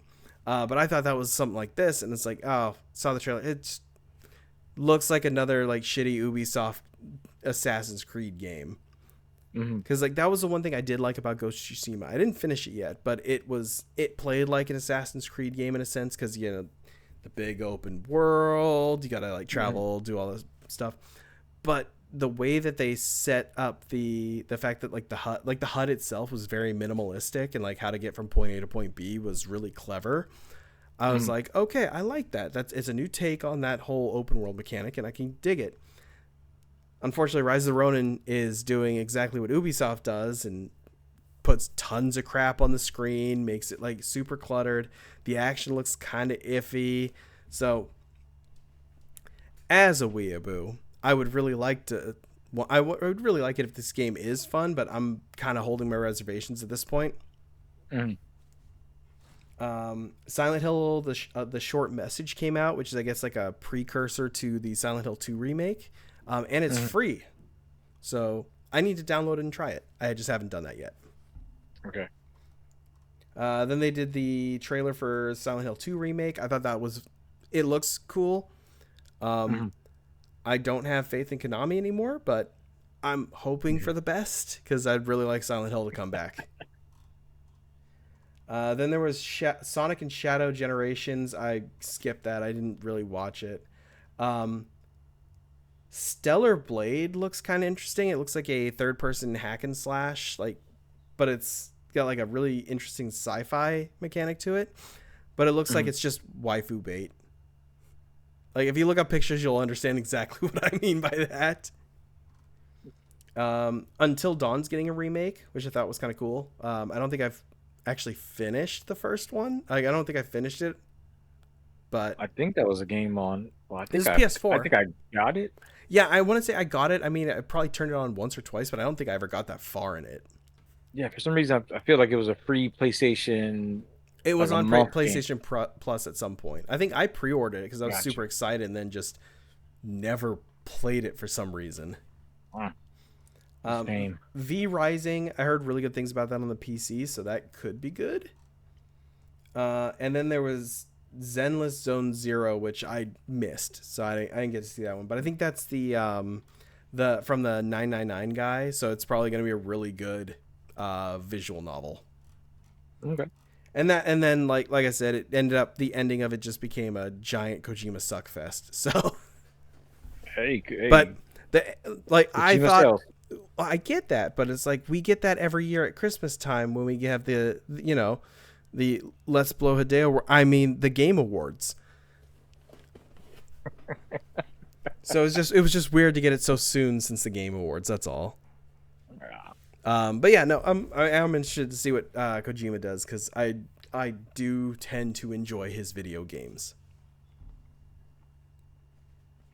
I mean, and with that, I mean with Kojima, like I said, I mean I agree with you on that part. I mean, I think I think if anything, for them to come out with Kojima right now and have it the way they're promoting him, they're getting that ready because I'm Mm. willing to bet the sales of Death Stranding 2, Oh, they're gonna it's be crazy. it's going to be used and again promoted for his new project that's coming out. I mean, Mm. that's the main thing. Oh yeah, exactly. I mean, similar to, even though it's not like that, but when Bungie announced Marathon, Mm. the new looter shooter game they're having, it's one of those things where it's like, yeah, it's not in development, but I mean, it's in development, it's not out, but hey, this is what's coming out just to get that, just to get you guys a little, you guys a little perk up, you little beans, whatever. So, have you ever played the original Marathon? No.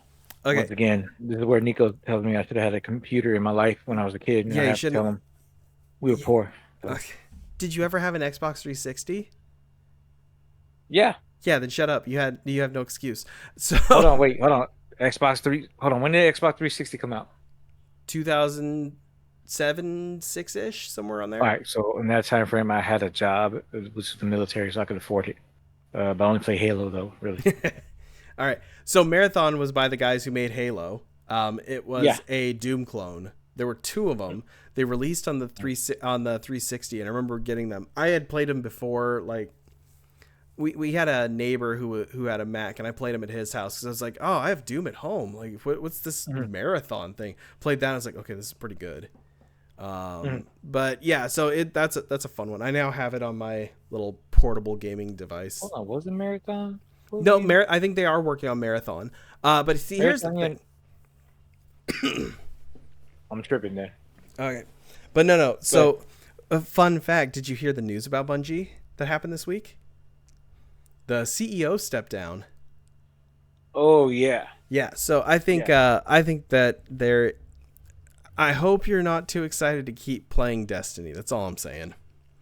Well, the way it seems right now, I don't think it was the CEO. It was the game director. What? I think the old one was Joe Smith, and the other guy who's stepping in. His background is that he was part of the original Halo for PvP and some Oh, of is the it map. Destiny 2 director? Okay, yeah, you're right. Yeah, that's on that one. I mean, I think that the thing is, and Paul Tassi had mentioned it too, as well as Rick Cockis, is that usually you don't see that happening. You don't see a game director leaving before the product Yep. comes out. It's never a good sign. Yeah, if I can give anybody who's in the military veterans, it's like you going on a deployment, and then out of nowhere, your first sergeant or your company commander, battery commander, gets replaced. Mm-hmm. But nobody other than they saying, "Hey, we got to replace him." It's like, hold on, we're in the middle of deployment. Why is our leadership getting changed? Yeah. It leaves you with questions, not the warmers and fuzzies and stuff like that. So, look, truthfully, and my whole outtake on Bungie is, I'm just here to finish the story. I'm really here just for the lore. I got you. It's to the point now where, in talking to Dexter and Randy, our mutual friends, for those who don't know, when I play Destiny, I'm mostly playing for the storyline. Like, I kid you not, it sounds bad. I'm playing for the story, whatever the season is. I'm not playing PvP at all. Like, you could be like, hey, you get this cool armor set. No, I'm good. I'll wait for Zer to pop it up.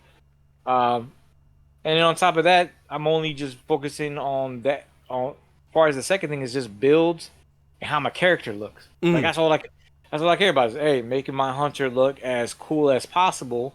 Now you got accommodations at the end of everything now, where you put, like, you could give somebody joyful or thoughtful or best dressed, whatever. Yeah. And then you got more for if you play multiplayer modes. But yeah, that's all I care about is just the lore. That's it. That's fair. Yeah, I made a robot character. I picked this one of the. I think I picked like the assault class or whatever. But yeah, I made a purple and green robot. Hold on, you said assault class. What are you talking about? I don't know the classes, dude. It's the shooty bang bang one. They're both shooting bang bang. What are you talking about? Whatever the default one is, then I don't have a clue. I don't There's Destiny. no default. You picked the default. I picked the thing. I did the thing, and I got the robot. I'm putting that robot. So if you're a robot, then if you choose a robot, you're an exo. Okay, that seems familiar. Yeah, because when you pick your, I guess your race. Shoot, I'm gonna mess up. You pick your race or your class, whatever. It's you got to choose from a human, a Woken, which is an advanced human. Think of them as your elves. Yeah.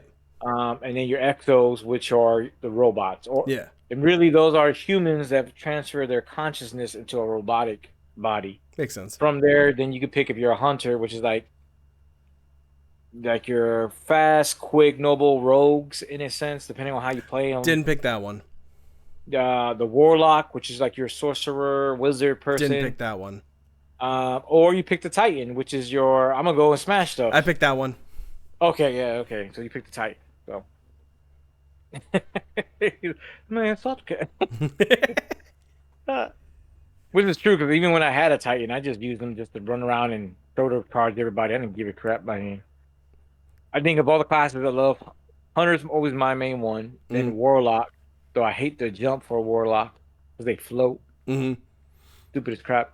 My eyes. Then titan. Okay. Every time you pop the bottle, like, get in the bubble. But to your original thing, yeah, I for Bungie, I'm on the boat. Boat may be on fire, but I'm like, hey, we're still in water, Dude, the so let's boat's don't put on out the fire. fire. There's a hole in the main deck, and the captain just committed Sudoku in the back room. I mean, and I guess from my point with Bungie is just like how I viewed Halo. Like the only reason why I got into Halo was because, and this is the truth. You can go tell my little brother Neftali, we call him Nefty. It's because he came back from Kuwait. He was in the Mm. military.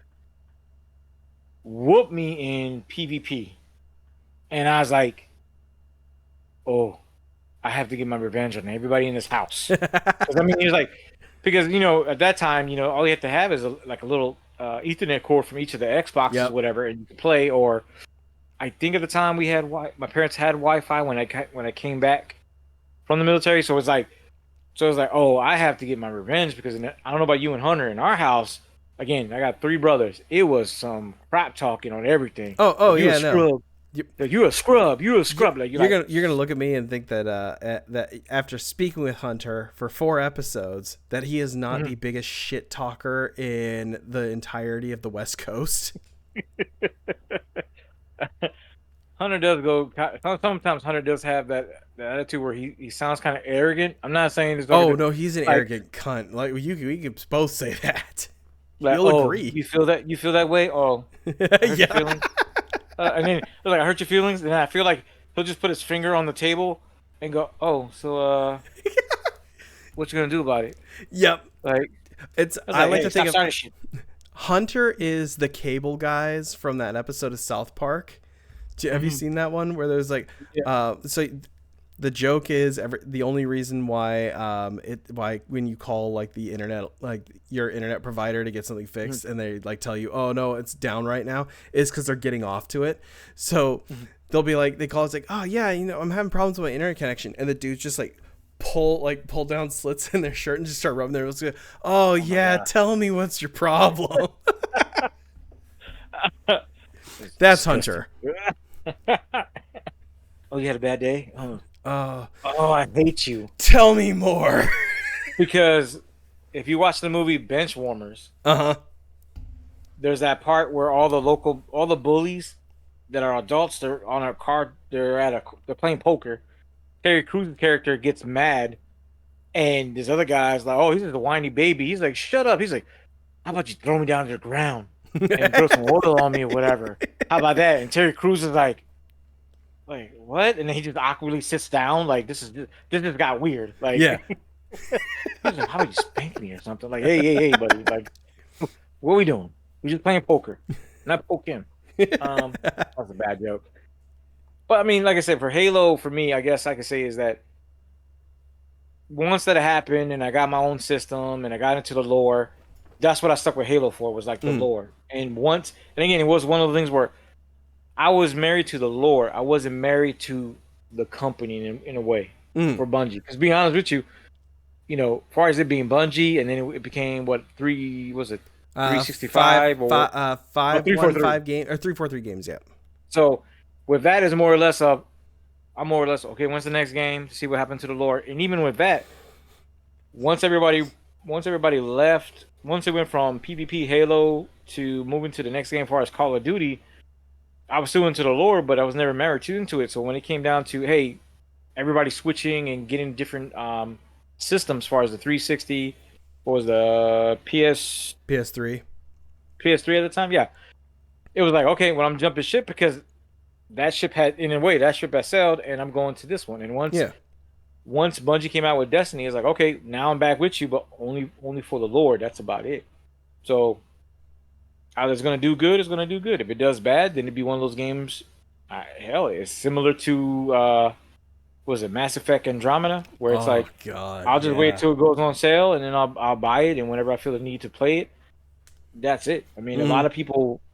But I think a lot of for video games out there, and as a guy who's played since the '80s, is one of the things of you control how much you want to be invested into these things, and you're a fool if you think for all reasons that the corporations or whoever runs it has you in mind. Oh yeah. No. They have you Exactly. in mind, but only for a money dollar sign. And Yeah. unfortunately, it's a hit or miss when it comes to game. I mean, The Baldur's Gate, biggest I thing never is, played it. listen, they don't care whether you like it or you don't like it. If you bought it, you're a number on their spreadsheet. Yeah, yeah.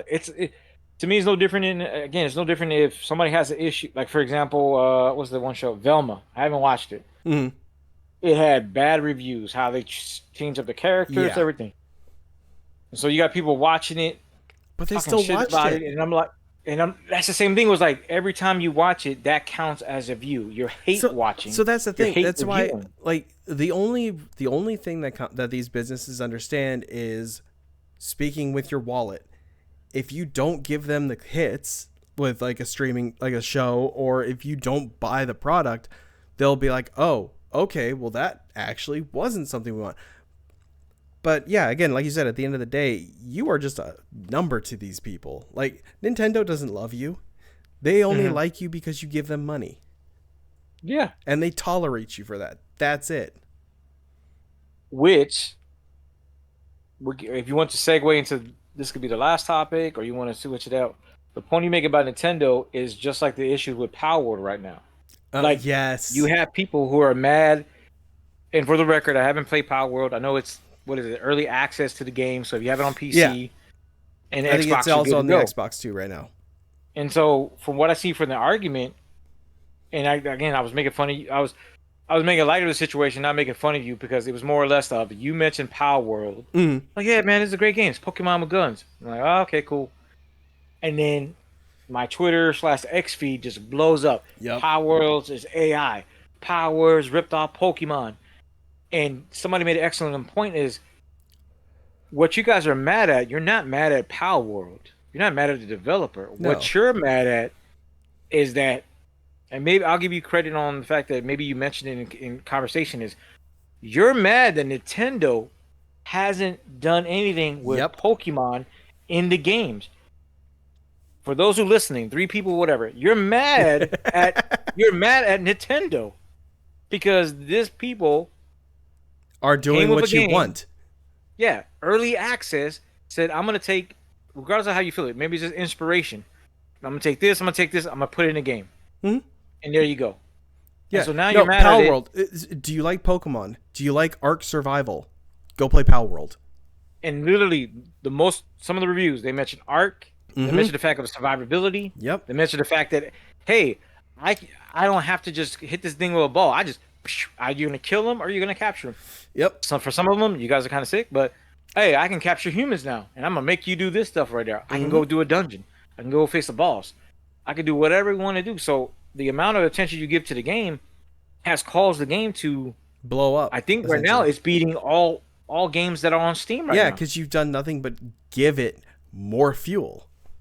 Exactly. And the only thing Nintendo has And now responded, Nintendo is interested in it because it's starting to make boom. yeah. And the only Nintendo goes is we're looking into it. And Mhm. so now it's one of the things of how is it going to play out since it's in Japan?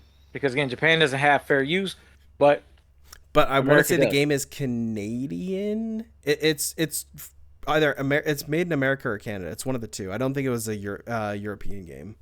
Well, from the videos, two videos I've seen on YouTube that again you mentioned Power Words and the algorithm showed up. The two thing I seen was that it's a Japanese company, Oh, interesting. I didn't so they know may have that. so it may be like Sony, where like okay, you have Sony Japan and then you have Sony America, where Yeah.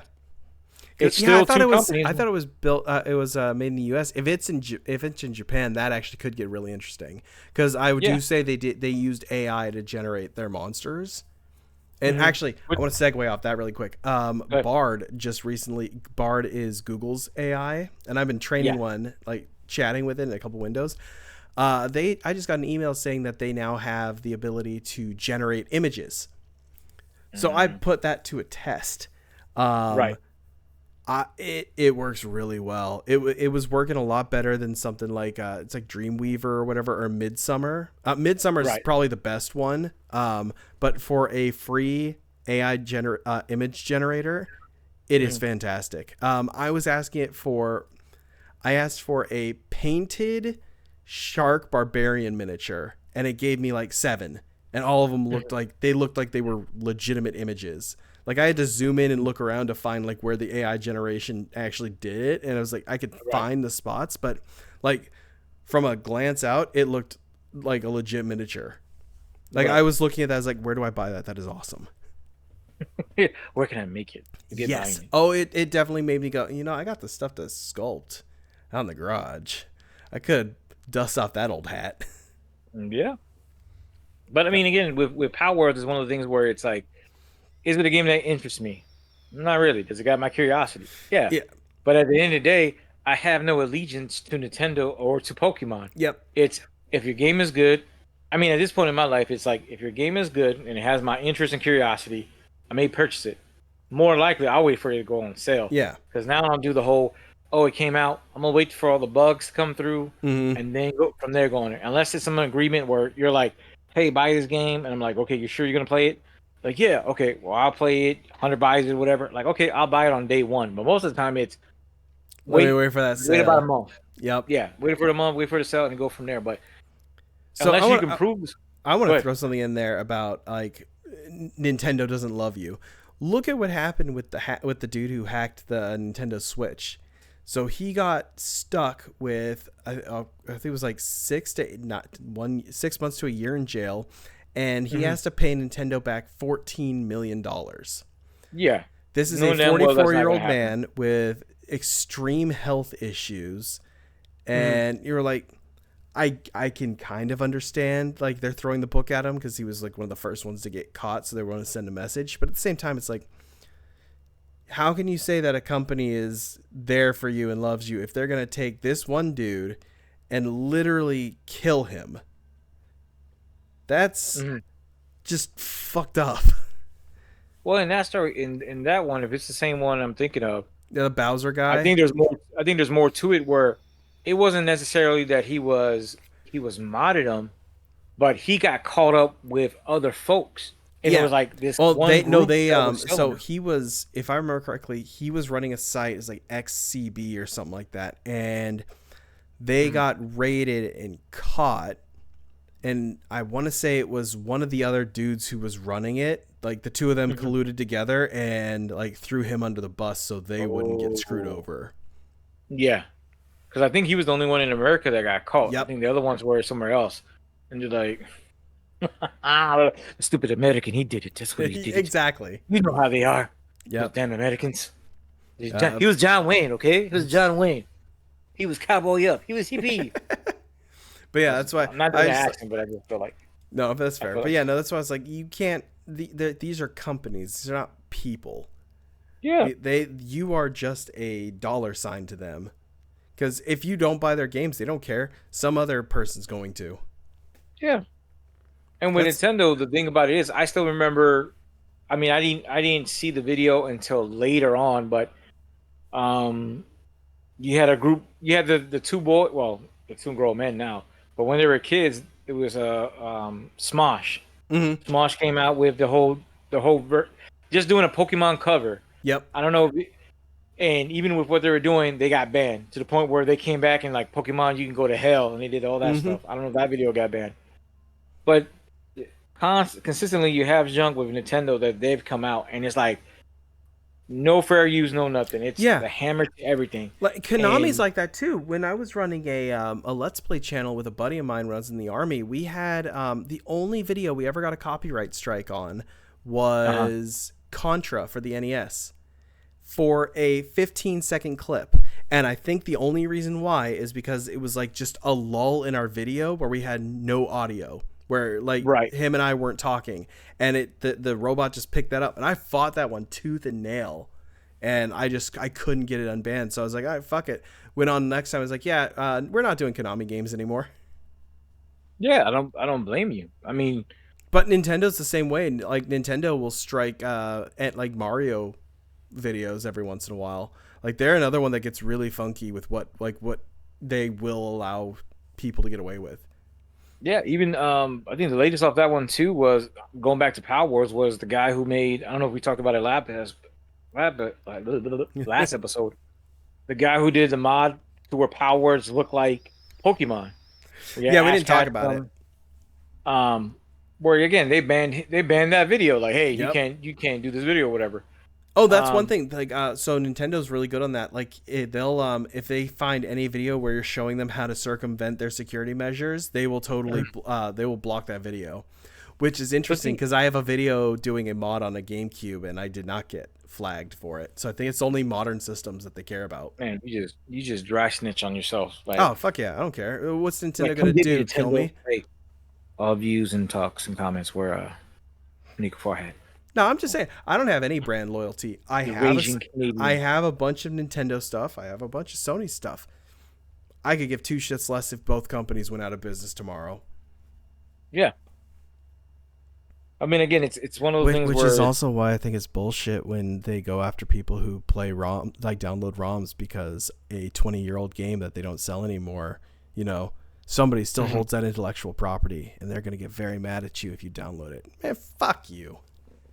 It's like, I'm sorry. If seeing that, we, and we that's go another back to subject. we go back to I think it was like our first video where I was like, listen, Yeah, if you give a person a easy way to acquire and use something, they will go out of their way to go for the easy button. So if it's easier for me to go to a store page and buy it, I will do that.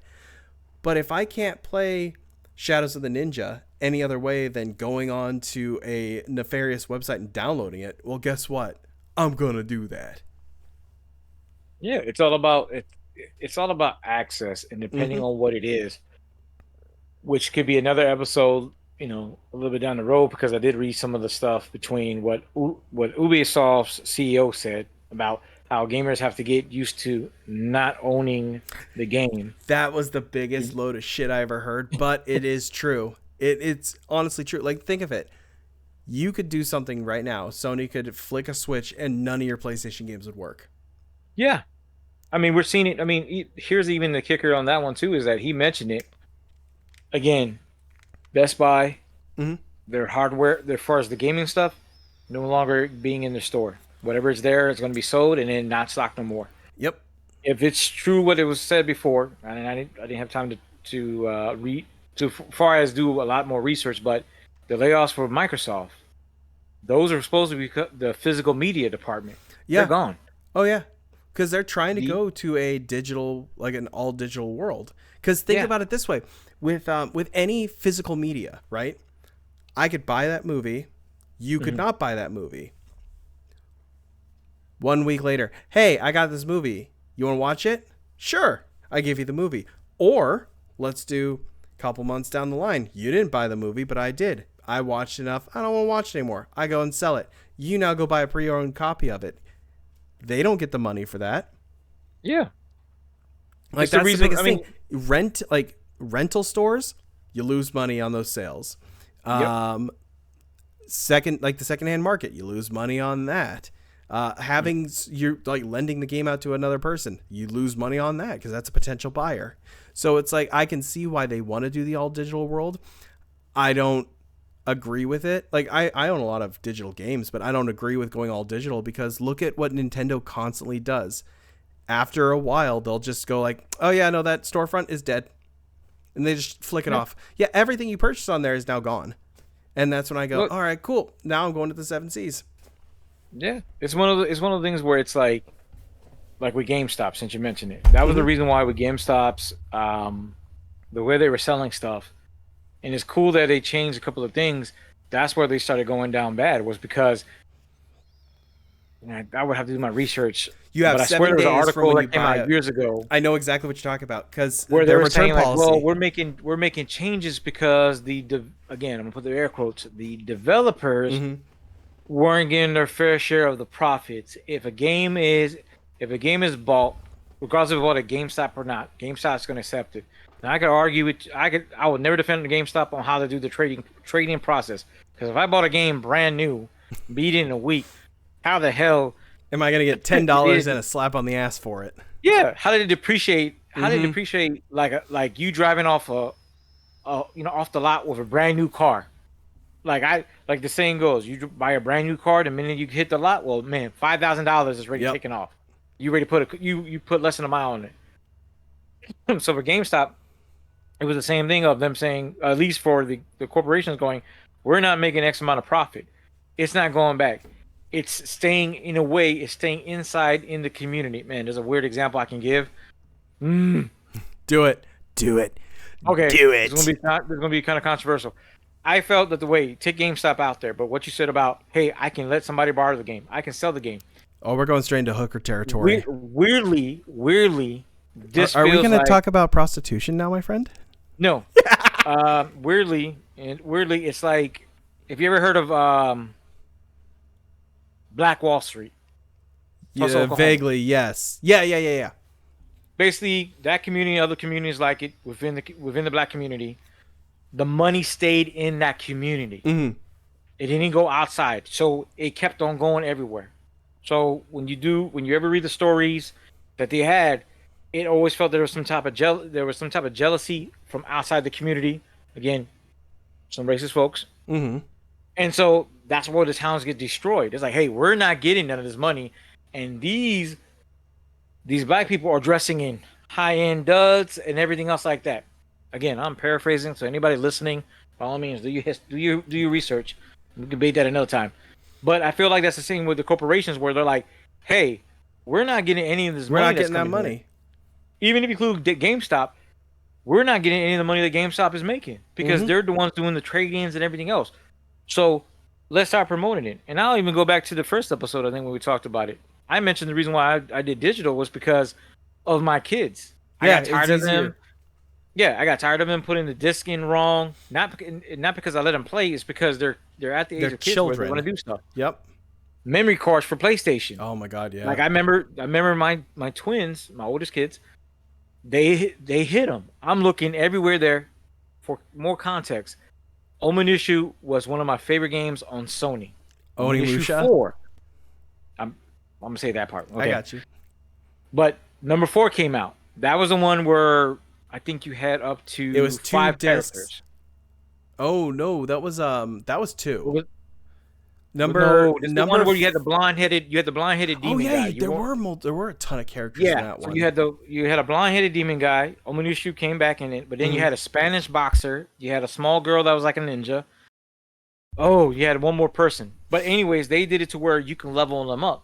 So the one thing with Omonishu games was you basically went to an area and you'll go. It was like a basically you beat a level, you keep going down. You beat a level, you keep going down. It's 100 levels. Yeah. Further as you go down, the better experience, the better mana, whatever you get. And then you get the challenge towers.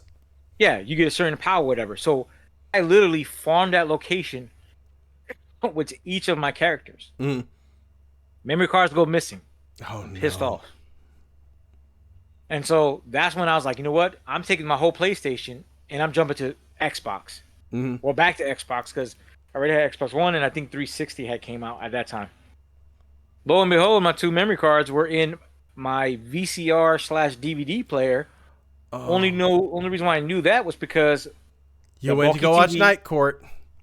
I think we were moving something and I had an extra bulky TV, like the one you have in the background. I had that on top of it. Again, dumb move when you have little kids that run around. Yeah. It falls off, hits the ground, it cracks.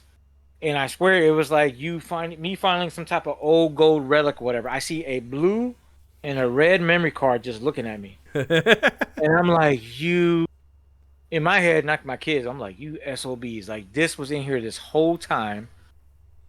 I traded my whole system in. Yeah. Like, that's how pissed off I was. Oh my God. So again, going back to the digital part, that was the reason why I was solely digital. Because I was like, this is gonna save me headaches time, and troubles, energy, my patience, of my kids doing stuff. But now, from that episode 1, and I still believe in the old school way of physical copying. We're seeing how it's going to go play. Yeah. I'm gonna throw another thing out there. I know I don't know how long you want to talk, but we'll cut it soon. But something that just came out today too, or at least today and yesterday. Now Microsoft, in their infinite wisdom, with their acquisition of Blizzard, now they're saying, well, guess what? Again, I'm gonna put the rumor grapes. Halo, Starfield, Hi-Fi Rush, Indiana Jones, the newest Indiana Jones game that's coming out, and I'm missing one more, are now supposed to be coming to PlayStation 5. Oh.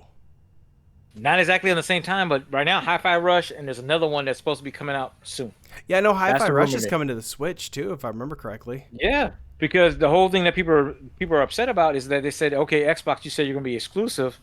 Now you're doing Xbox this. doesn't. So Xbox hasn't had exclusives in years, only because everything they put out, it comes out on the PC too. Like that's their whole thing. It's like you can go buy a Yeah, gaming PC, or you can take the easy button and just buy an Xbox.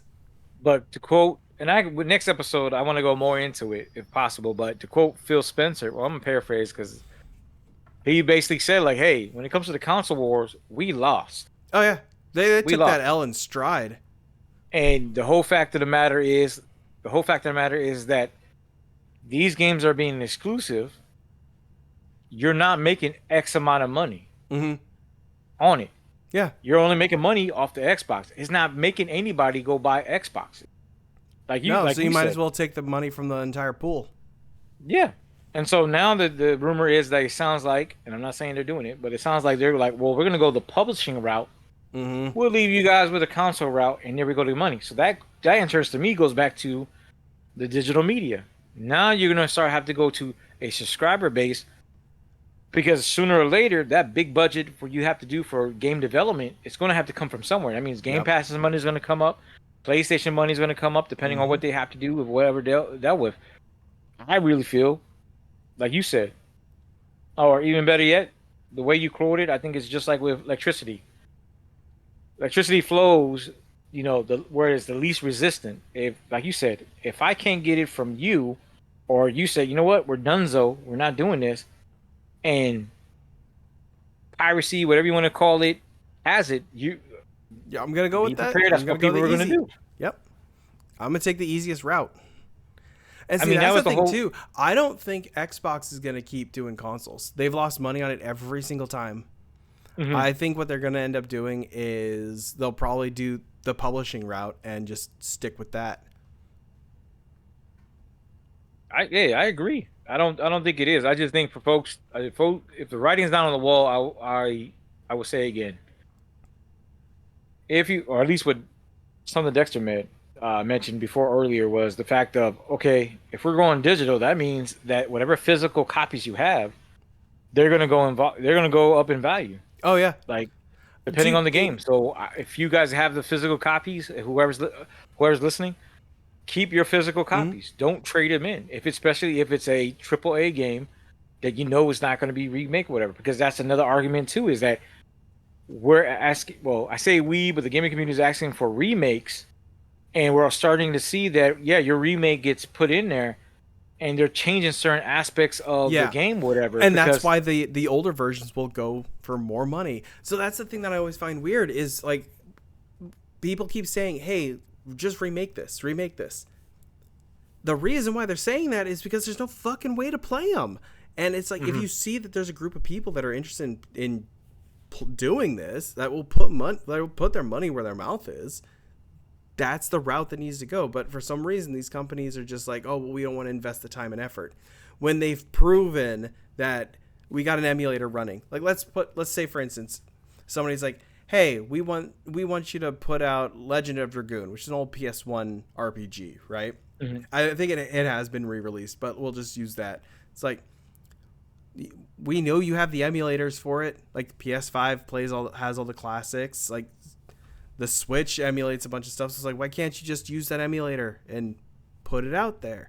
Because Mhm. we're not stupid anymore. We can go look and find that we can play all these games on our cell phones. Like, Yeah. look, I can play PlayStation on my phone. So it's like, we know you can do it easily and cheaply, but they still just don't listen. It's free money, pretty much. It takes one dude 10 minutes to just bundle up ROM Mhm. emulator, stick it in an executable, blah, look, game. Mhm. Like, I don't get it. It's free money. Or go the semi-harder route and just open up the emulator so I can put a fucking disc in my system. You're telling Mhm. me that the PS5 doesn't have the computing power to run a PS1 disc? Oh, Riddle they me do. this, Batman. But I think the one thing that you said is that the fact of it's free money, but it's not a lot of money. Free money in like, okay, in my eyes, it's like, oh, it's a couple of dollars. Whereas they may think of it as like, you tell me it's not a sack of money? It's Yeah, not like Scrooge McDuck, as I see far as you. diving in. That is the main issue on that part Well, see, because here's the thing though. I still do the joke. I still do the joke. It's a dumb joke, but it's a joke I always say is, and somebody made it like it's kind of like a meme that was out there you see sometimes where it's like you have a board meeting and they're like, "Damn it, we're losing money. Spit out ideas real quick," and then everybody's spitting out stupid ideas that doesn't work, whatever, or it's ridiculous. And you have that one guy all the way in the back. How about we make our system backwards compatibility? The gaming Yeah, they community is throw talking them out the about it. window.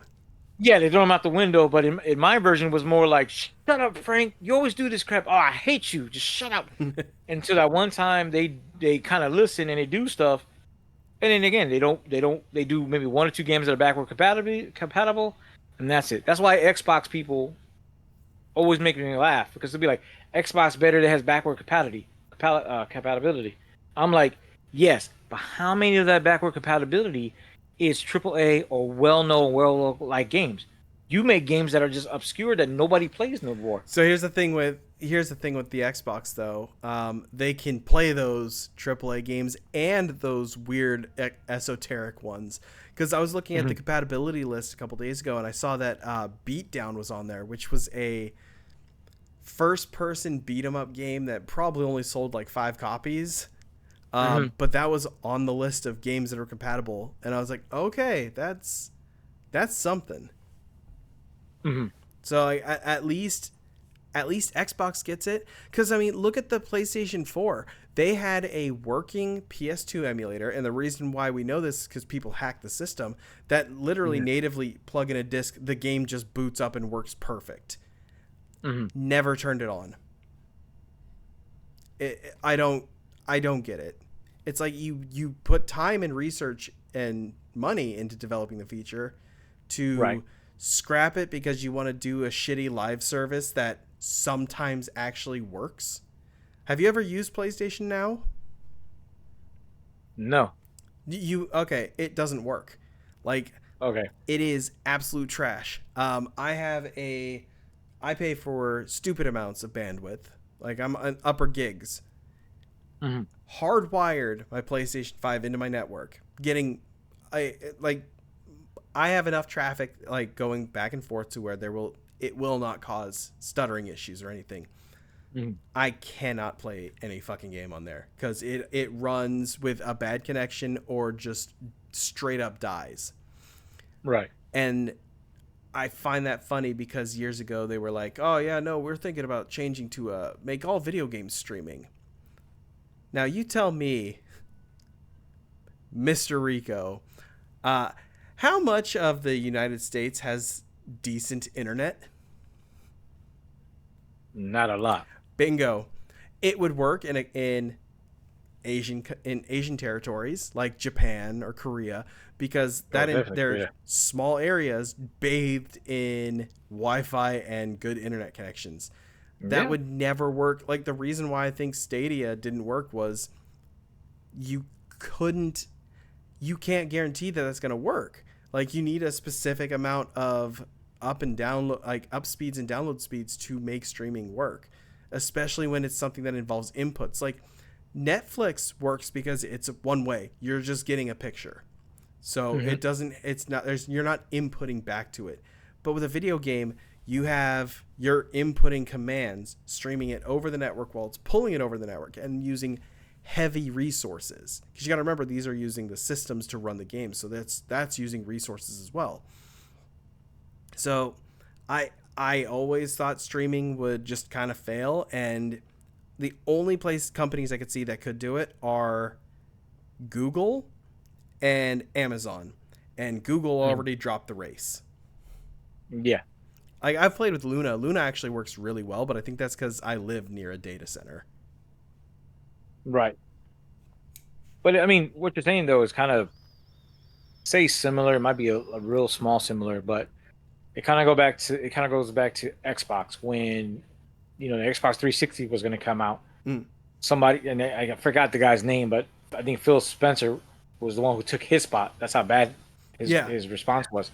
when he was like, when everybody's like, what do you mean it has to be on, has to constantly be on the internet? That was the Xbox And One. That was not the 360. oh, it wasn't the 360, Yeah, because but they were going to it was each game had a digital fingerprint, so you couldn't like sell it or bring it over to a friend's house, and the system always had to be online with a heartbeat. yeah, and the guy's response was, "Oh, if you don't want it, to be on the internet, whatever." I'm paraphrasing, but he's like, we got a system for that. It's called the Xbox 360." Yep. And I was like, when I read this, and I'm like, because somebody, I think also the person who raised the question was like, I think he said, or it was at least a commenter was like, I'm on a submarine, and the first thing I thought about was, yeah, when you're on deployment or you're out in it again, you're in a different country that may not have good internet, Mm. like the whole point of you relaxing is you whatever you do, and again, anybody who's listening, put in your job or whatever you do. When you're on the job, you're on the job. When you go home, all you want to do is relax. And Yep. if the only thing I have, again, I'm talking about deployment, the only thing I have is just going to the chow hall, going to the gym, going back to my chew. The last thing I need to worry about is getting on the internet, which more likely, I think in our case, at least in one fob, unless you're willing to pay for it, Mm-hmm. you're not getting free. That's why we had the Exactly. MWR to go watch movies and do other stuff. But when I come to my chew, all I want to do is play PlayStation. Yep. I mean Xbox or PlayStation. So when you say that stuff, yeah, it's off-putting, and that's why Xbox took a hit.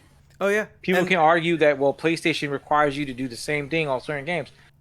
Yeah, but they were smart enough not to mention it Yep. beforehand, And even then, because then you had to let everybody if play you it out. look at it, it's not even Sony that does that, where it's like specific games have to do the heartbeats. It's the third party companies like your Blizzards Yes. or your Activisions. And that's the point. I think with some of them, they're looking more over the money aspect. They're not really thinking about it, because while I can say here, when we were messing with cable internet, some areas have it to where if your kids go to school, you'll get the basic internet, Mm. whatever. I think it was like Cox Cable. Well, the frustrating part about that was, I think with them, everybody in my old location, everybody around us were able to qualify it, but for where we're at, we didn't. And I looked at my wife. I'm like, that doesn't make sense. We're in the same city. Yep. How is all these people got it, but we don't got it? Now, going to your point too again, if I go out to Missouri, even though they have different services now, it was to a point you didn't have a choice. Yep. If you want a landline, that was Sprint. That was it. It was no AT&T, was no Verizon, all these other companies. It was that, and even then, it gets even down to this day. Some of those areas, same thing. You may have one or two choices, and that's not a good internet provider. Exactly. You're just stuck like that. Well, that was like and that even goes to like certain areas of where you live too. Like I remember before I bought this house, we were over in another city, and they only had Comcast, and I hate Comcast with a passion. But that was the only person I could get because Verizon hadn't put in lines in that area, and that was in a fairly big size area. It was Centerville. Like we were just in the one spot in Centerville where they hadn't put where they just hadn't done the piping for it yet. So it was like I could get Verizon internet, but it was going to be like under 30 megabytes per second because there was no fiber lines. Right. And it's like I need my fiber. I do a lot of stuff that involves heavy internet usage. Yeah. And going back to the as far as cable, like I think going back to where consumers, again, we have the power, we have the choice of doing stuff. Because I still remember, since you mentioned Comcast, but in this case, before I had Comcast, I had Verizon, and there was two incidences in my old location where one, a neighbor of mine was doing a fence, was, in my opinion, even though he worked construction, he was doing like the cheap route. Let me get some people to do it for me real quick. So they didn't call nobody to mark the lines. They cut the line. I called Verizon. At first, I think it was my wife who called Verizon and tell them, like, look, our area is like a dead area. Like if I have to make a phone call, I have to step out of the house. I may get 2 bars, and then usually it's at night you get a better reception. And I'm, my wife's telling them, hey, look, my husband's job requires for him to have this stuff here, and we can't use our cell phone, can't get on the internet, nothing. They couldn't they couldn't bring out a tech at all that day. And mind you, this happened on a Friday. Mm-hmm. So we're going the whole weekend Yep. with no internet at all. And so I got fed up. I think the second time it happened, I got fed up and I was like, you know what? Call them up. I talked to them. I said, you guys can't send no text. I was like, I need somebody out here to do this. I'm not asking for today, at least by tomorrow. No, text all cool. Cool, fine. While I'm on the phone, I told my wife, call Comcast. See when they can come out here. Because again, it was during the time we didn't have a contract. Yep. All you had to do is you return the equipment. Well, sir, no. I said, no, we're done. Can you send a tech out here by tomorrow? No. Call Comcast. Comcast said, yeah, we could be out there the very next day. Hung up the phone. Within an hour or two, they go, well, we got a tech can come out there and fix it up. Like, hold on. I just talked to somebody who said they couldn't send nobody out here. Well, sir, something happened. You know, we got some. I was like, don't do it. We already talked to Comcast. They're coming out here. And the same thing with Comcast. Like, if it's a matter of you having problems, it's all about, if you can afford it, it's all about you switching and stuff. Yep. And again, apologize for going on a tangent. I know we started off with Power Worlds and this went to a no. That's how it goes, man. But again, it goes back to your loyalty to these corporations and to these systems doesn't have to be, all so in. If they're not, if you don't like the service, that's it. And the point we're trying to make is that a lot of things that we do is nostalgia. Mm-hmm. That's what sometimes they don't remember. There's a reason why we watch some of these. For me, and I'm willing to speak on that part is that I'm a guy that grew up in the 80s, from 1980. I'm not gonna say I was born that time, but from the 80s to 90s to the 90s to almost those are the movies you grew up with as a kid. Yeah. So they hold a special place. No, it's the exact same way, man.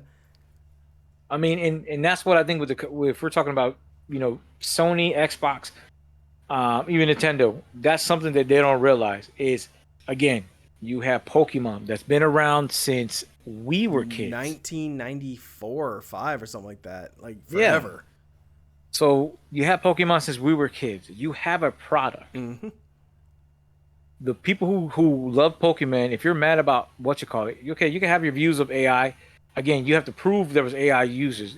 Just because the person says, hey, I don't paraphrasing again, AI is pretty good or whatever, doesn't mean nothing. Mm-hmm. If you can't prove it, you can't say nothing. And even if you do comparison of they ripped off Pokemon ripped off Dragon Quest, so it's like there's inspirations on everything. So if you're gonna get mad at these people who made Powers, please be mad first at Nintendo.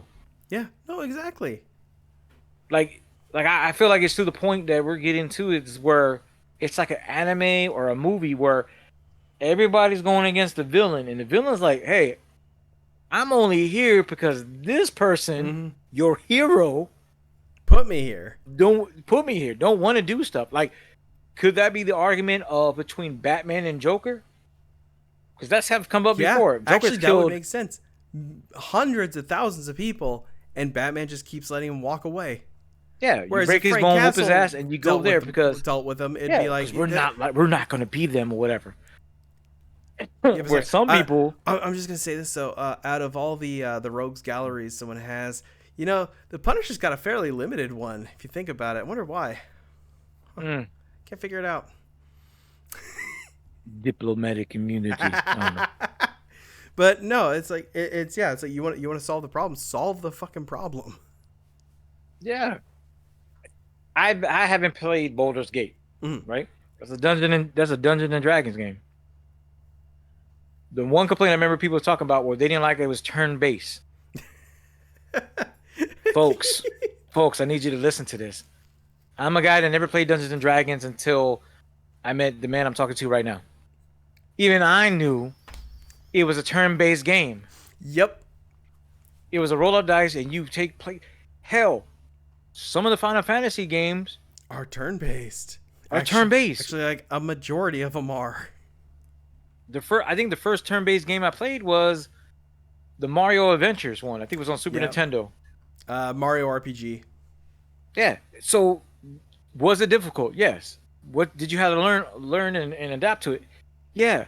But even with Baldur's Gate, to his credit, for the amount of time they took, They made sure, and I'm not to say the Wizards of the Coast had the best intentions or Hasbro had the best intentions. They knew it's a sink or swim game. Mm-hmm. You mess up, that's a lot of money that's going there. Yeah, and that's a lot of angry nerds who won't be buying your product. Yeah.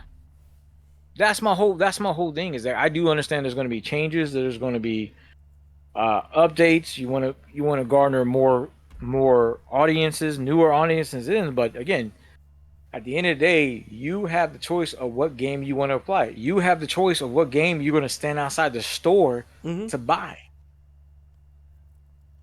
No matter, especially if you're a collector, it don't matter what you have the buying power. Yeah, you hold the keys to everything. Yeah, and even with that, I would say too, you also got to remember your definition of community is going to be different than somebody else's definition of Yeah. community. Because if you call to arms for everybody to protest, I'm here to tell you right now, nobody's going. You're not going to get that many people on your line. Mm-hmm. We don't even protest when it comes to certain issues in the political realm, or even certain things happening in your community. Mm-hmm. That's not going into the thing. I'm just relating it to the gaming thing. We don't even do that. But again, you know, love Power Worlds, don't love Power Worlds. Play or don't play it. Do or do not. The choice is yours. I mean, Yoda even said that. Mm-hmm. And last I checked, he was like 900 or some odd years old. Yeah, you think he might know a thing or two. Yeah, he might know a thing or two. But no, that's what I never get. Like, I can understand like shitting on something that sucks, but why would you harp on it? Because okay, you didn't like it, move on. Unless Because it's like it's unless it's like egregious in theft, like the day before, yeah. like the day after. That one is a game you can harp on because that was a legit, that was a swindle if I've ever seen one. That was a swindle on top of a swindle. Like God, you, it's still going on too. There's still shit coming out about it. yeah. And that's my and that, even when you mention that is like again, we see what we want to see and we do what we want to do. And again, it's not going to change on that part. And if you're going to get mad at companies having inspirations for it, I don't know what to tell you. Everybody has inspirations on their games. Books have inspiration. So Nothing's if you're original gonna, anymore. yeah, in a way, if you're gonna dunk on Dune, I'm here to tell you. I at least done the research to know Dune inspired Star Wars. Mm-hmm. You can have the argument of Dune Part Two is not better than Star Wars Emperor. The Empire Strikes Back. That's your argument. But to go back to Nico's point, the reason why they're like this is because it's messy. How many times have you had something? Forgive me if I'm preaching, but I feel like it's something before where I'll tell Danielle, like I'll look at someone on Twitter, somebody will say something, I'm like, ooh, and I'll start reading everything. Mm-hmm. If they post an article, I'm posting articles. I'm 20, 25 minutes in, and I'm like, why the hell do I care that Nicki Minaj and Megan Thee Stallion? I'm only saying that because of the lesser controversy. They're mad at each other and doing disses. Well, I like hip hop. I don't listen to none of their songs unless it pops on the radio, and it all depends. Why do I care about that crap? It's because at the end of the day, we all as humans most of us as humans, unless you change that way, you're messy. We like the drama. Am I the drama? No, totally. Maybe I'm the drama, but we like the messy. If you tell me a story about you and Hunter, like, yeah, we were kids and we were out there, we're lighting ants on fire with magnifying glass, and the shed came on fire, and that was the reason why we had to move to Canada or whatever. I'd be like, hey man, I'd be just like the dude from The Office. Tell me Like, more. go on. Like, tell me you got my attention. Again, like Leonardo DiCaprio. First, you had my attention. I mean, you had my curiosity. Now you got my attention. Exactly. Like, No, look no further than reality TV. If humans weren't trash to begin with, reality TV proves that we always were. yeah. Like, God, and you don't even have to go back to the 2000s on that one. You can go back to Jerry Springer, a show that started out as a normal TV show until a fight broke out, and they were like, "We got this." And even Jerry Springer, I forget Dude, what Maury still he was goes doing on an to this interview. day. Even he has said like, "Hey, I apologize for what it is," because in real time, if you can get all the episodes that happen, you can see how it was hardly no views, low viewing. It reached a And it just plateau. peaked.